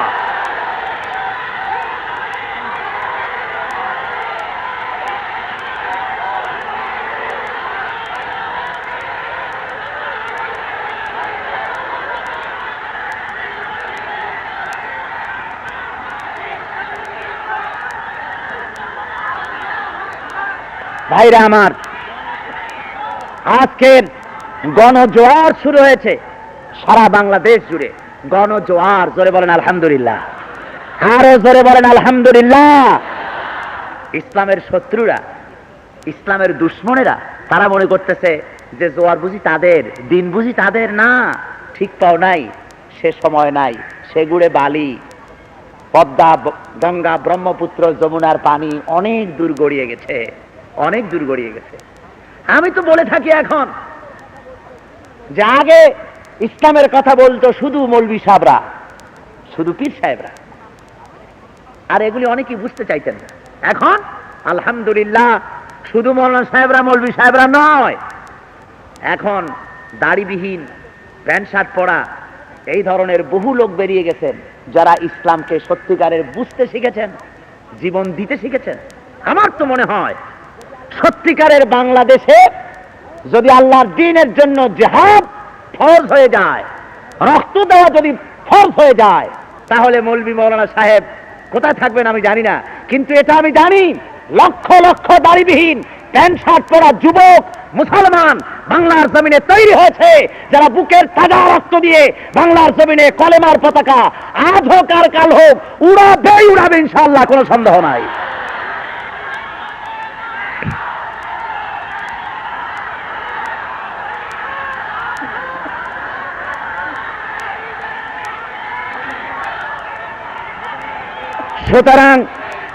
সুতরাং ভয়ের কোনো কারণ নাই, ভয়ের কোনো কারণ নাই।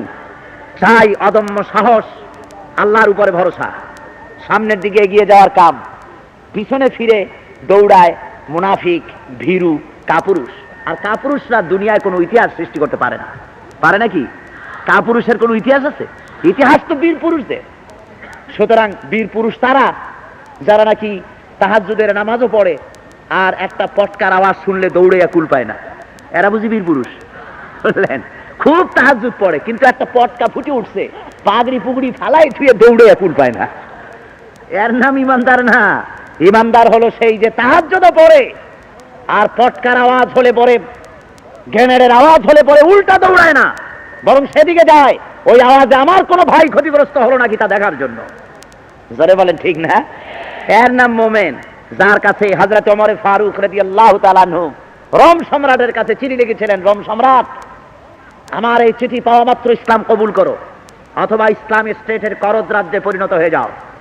যদি তা না হয় ইসলামও কবুল করবে না, মদিনার করদ রাজ্যেও পরিণত হবে না, আর ইসলামের সাথে বিরোধিতা যদি করো তাহলে তোমার বিরুদ্ধে আমি এমন এক বাহিনী পাঠাবো যে বাহিনী তোমরা বেঁচে থাকা যত মহব্বত করো, শরাব যত তোমাদের প্রিয়, দুনিয়ায় বেঁচে থাকা তোমাদের জন্য যত প্রিয়, আমার সে বাহিনী দুনিয়া থেকে শাহাদাত বরণ করাকে এর চাইতে বেশি প্রিয় বলে মনে করে। জোরে বলে সুবহানাল্লাহ।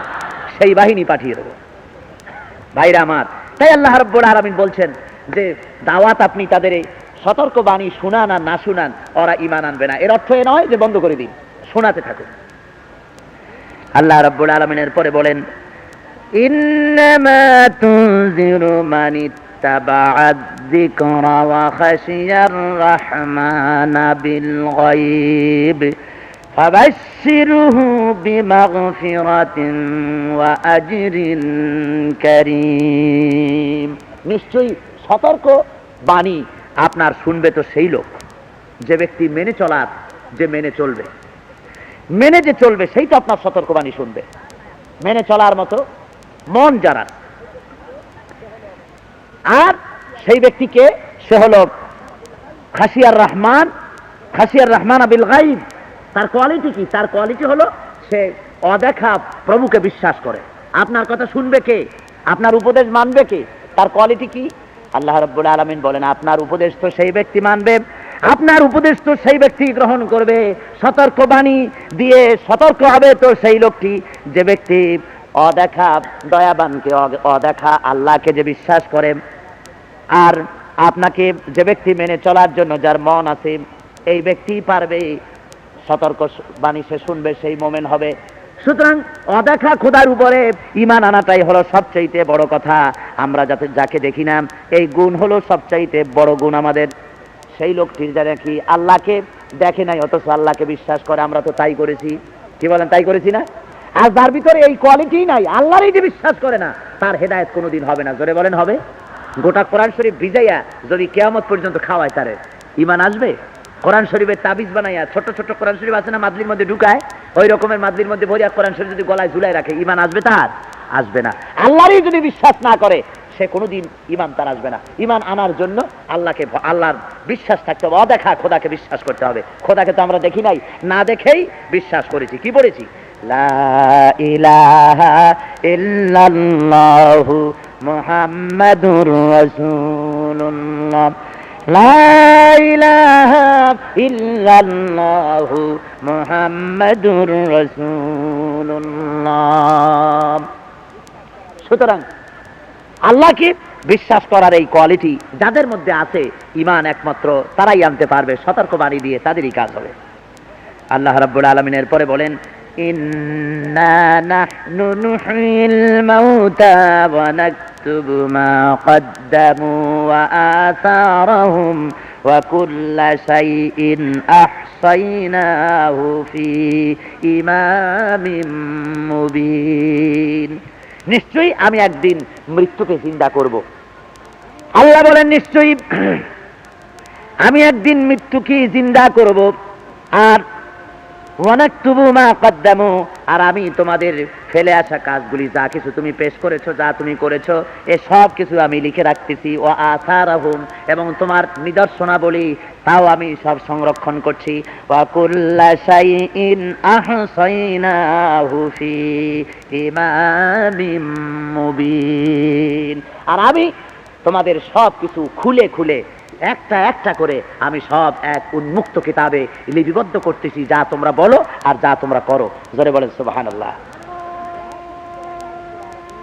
এখানে এই আয়াতের ভিতরে আল্লাহ রাব্বুল আলামিন তিনটি কথা পেশ করছেন।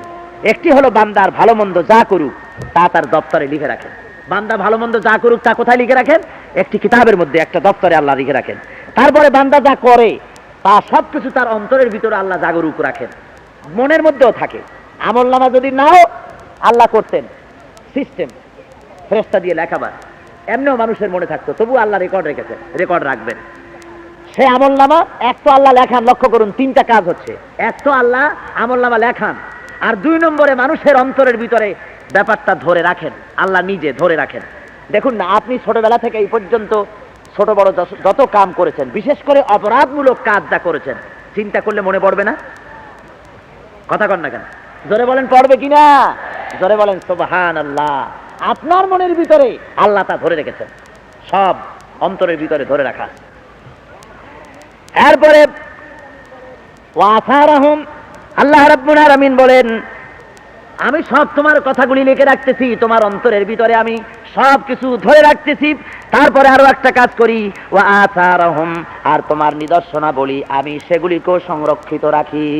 তুমি যা রেখে আসতেছো, করে আসতেছো, এগুলি সব সংরক্ষণ হচ্ছে। কি মানে তার মানে হলো এই দুনিয়ার ভিতরে ভালো মন্দ যে যে কাজ করবে, ওই কাজের সওয়াব অথবা পাপ দুনিয়ার মধ্যে তার লেখা তো হবেই। মরে যাওয়ার পরেও এগুলির প্রতিক্রিয়া তার বংশের উপরে, তার ছেলেপেলের উপরে, তার রাষ্ট্রের উপরে, জনগণের উপরে যতদিন চালু থাকবে ততদিন পর্যন্ত এর গুনাহ অথবা সওয়াবের ভাগ যে ব্যক্তি প্রথম উদ্বোধন করেছিল তার আমলনামায় লেখা হতে থাকবে।